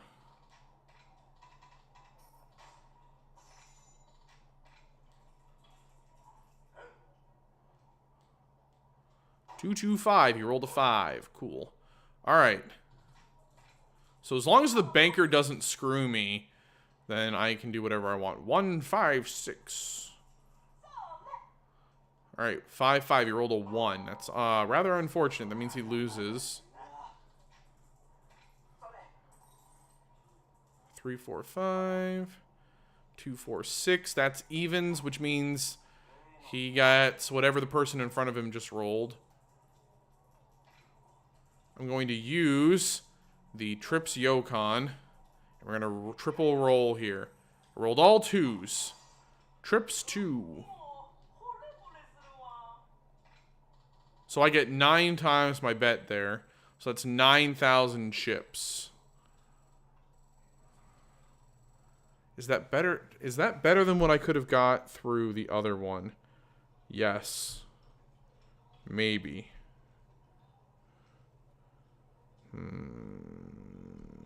Yeah.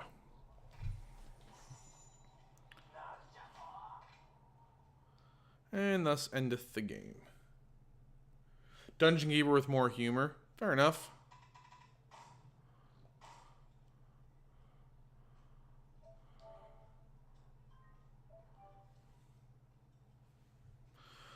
So my plan for tomorrow night is I'm going to take care of sub-stories that I haven't taken care of in Chapter 10 yet, I guess, since we blazed through it way too quick. I'm going to reactivate Blinky, hopefully walking the streets, which should hopefully also reactivate Komaki. We're going to try and wrap up, I guess, some of the Coliseum stuff as well. Basically what I'm going to do is I'm going to beat up Blinky to then go train with Komaki, and I'm going to do whatever it takes to get at the very minimum all the Komaki training done. Because that's basically the most important thing to do, is to get done all the training with Komaki.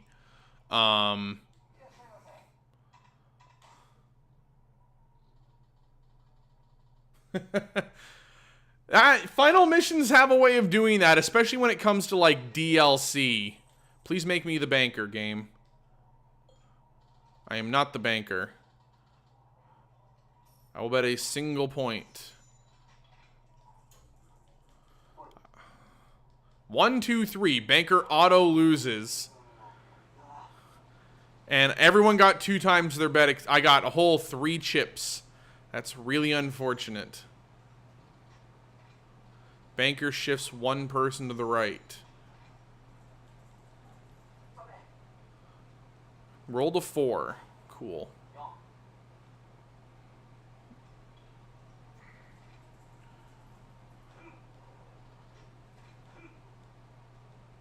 Two, 4, 6. Cool. All evens. Rolled out on the triple. That's rather unfortunate. He missed the pot. So I lose. That's really unfortunate. It's okay. I lost a whole 1. 1 chip. Trips 5s. Good for him. He got 3 times his bet. Okay, my turn as dealer now. I'm going to use the 1, 2, 3 gum.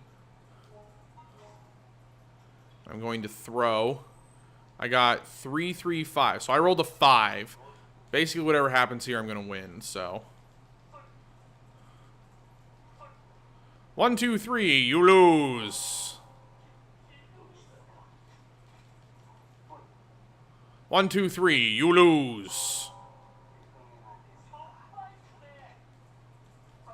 1, 2, 3. You lose.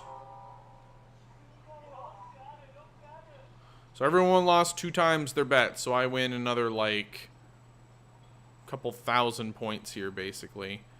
Yeah, another almost 5,000 points. That's good enough for me. Now, I'm out, guys.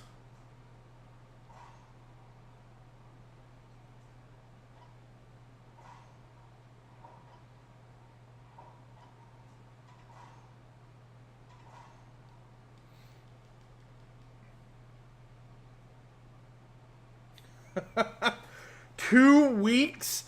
2 weeks for a single mission? Oh my god.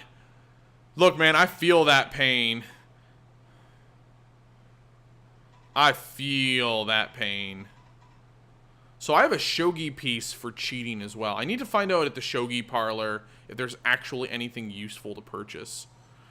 Alright, guys. That's going to wrap me up. So, completion list-wise, we're doing alright. We're about 80% of the way through after about almost 50 hours. That's way better time than we did in 0. So, all I have left from this gambling den is I have to beat Chohan for another about 8,000 chips. That's gonna be a lot of save scumming. But we'll get through it.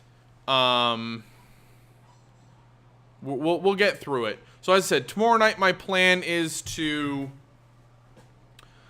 go defeat Blinky, train with Komaki, get all the stuff from the Coliseum, and then if there's still time left over after that, we'll do some other stuff. Oh, and sub-stories, of course. But I want to do Komaki's stuff first, because Komaki is technically sitting on, I think, 7 sub-stories for me currently. So, thank you all for coming out. I hope you enjoyed the stream. I will see you tomorrow night, 7 p.m. As always, guys, take care. I'll see you next time.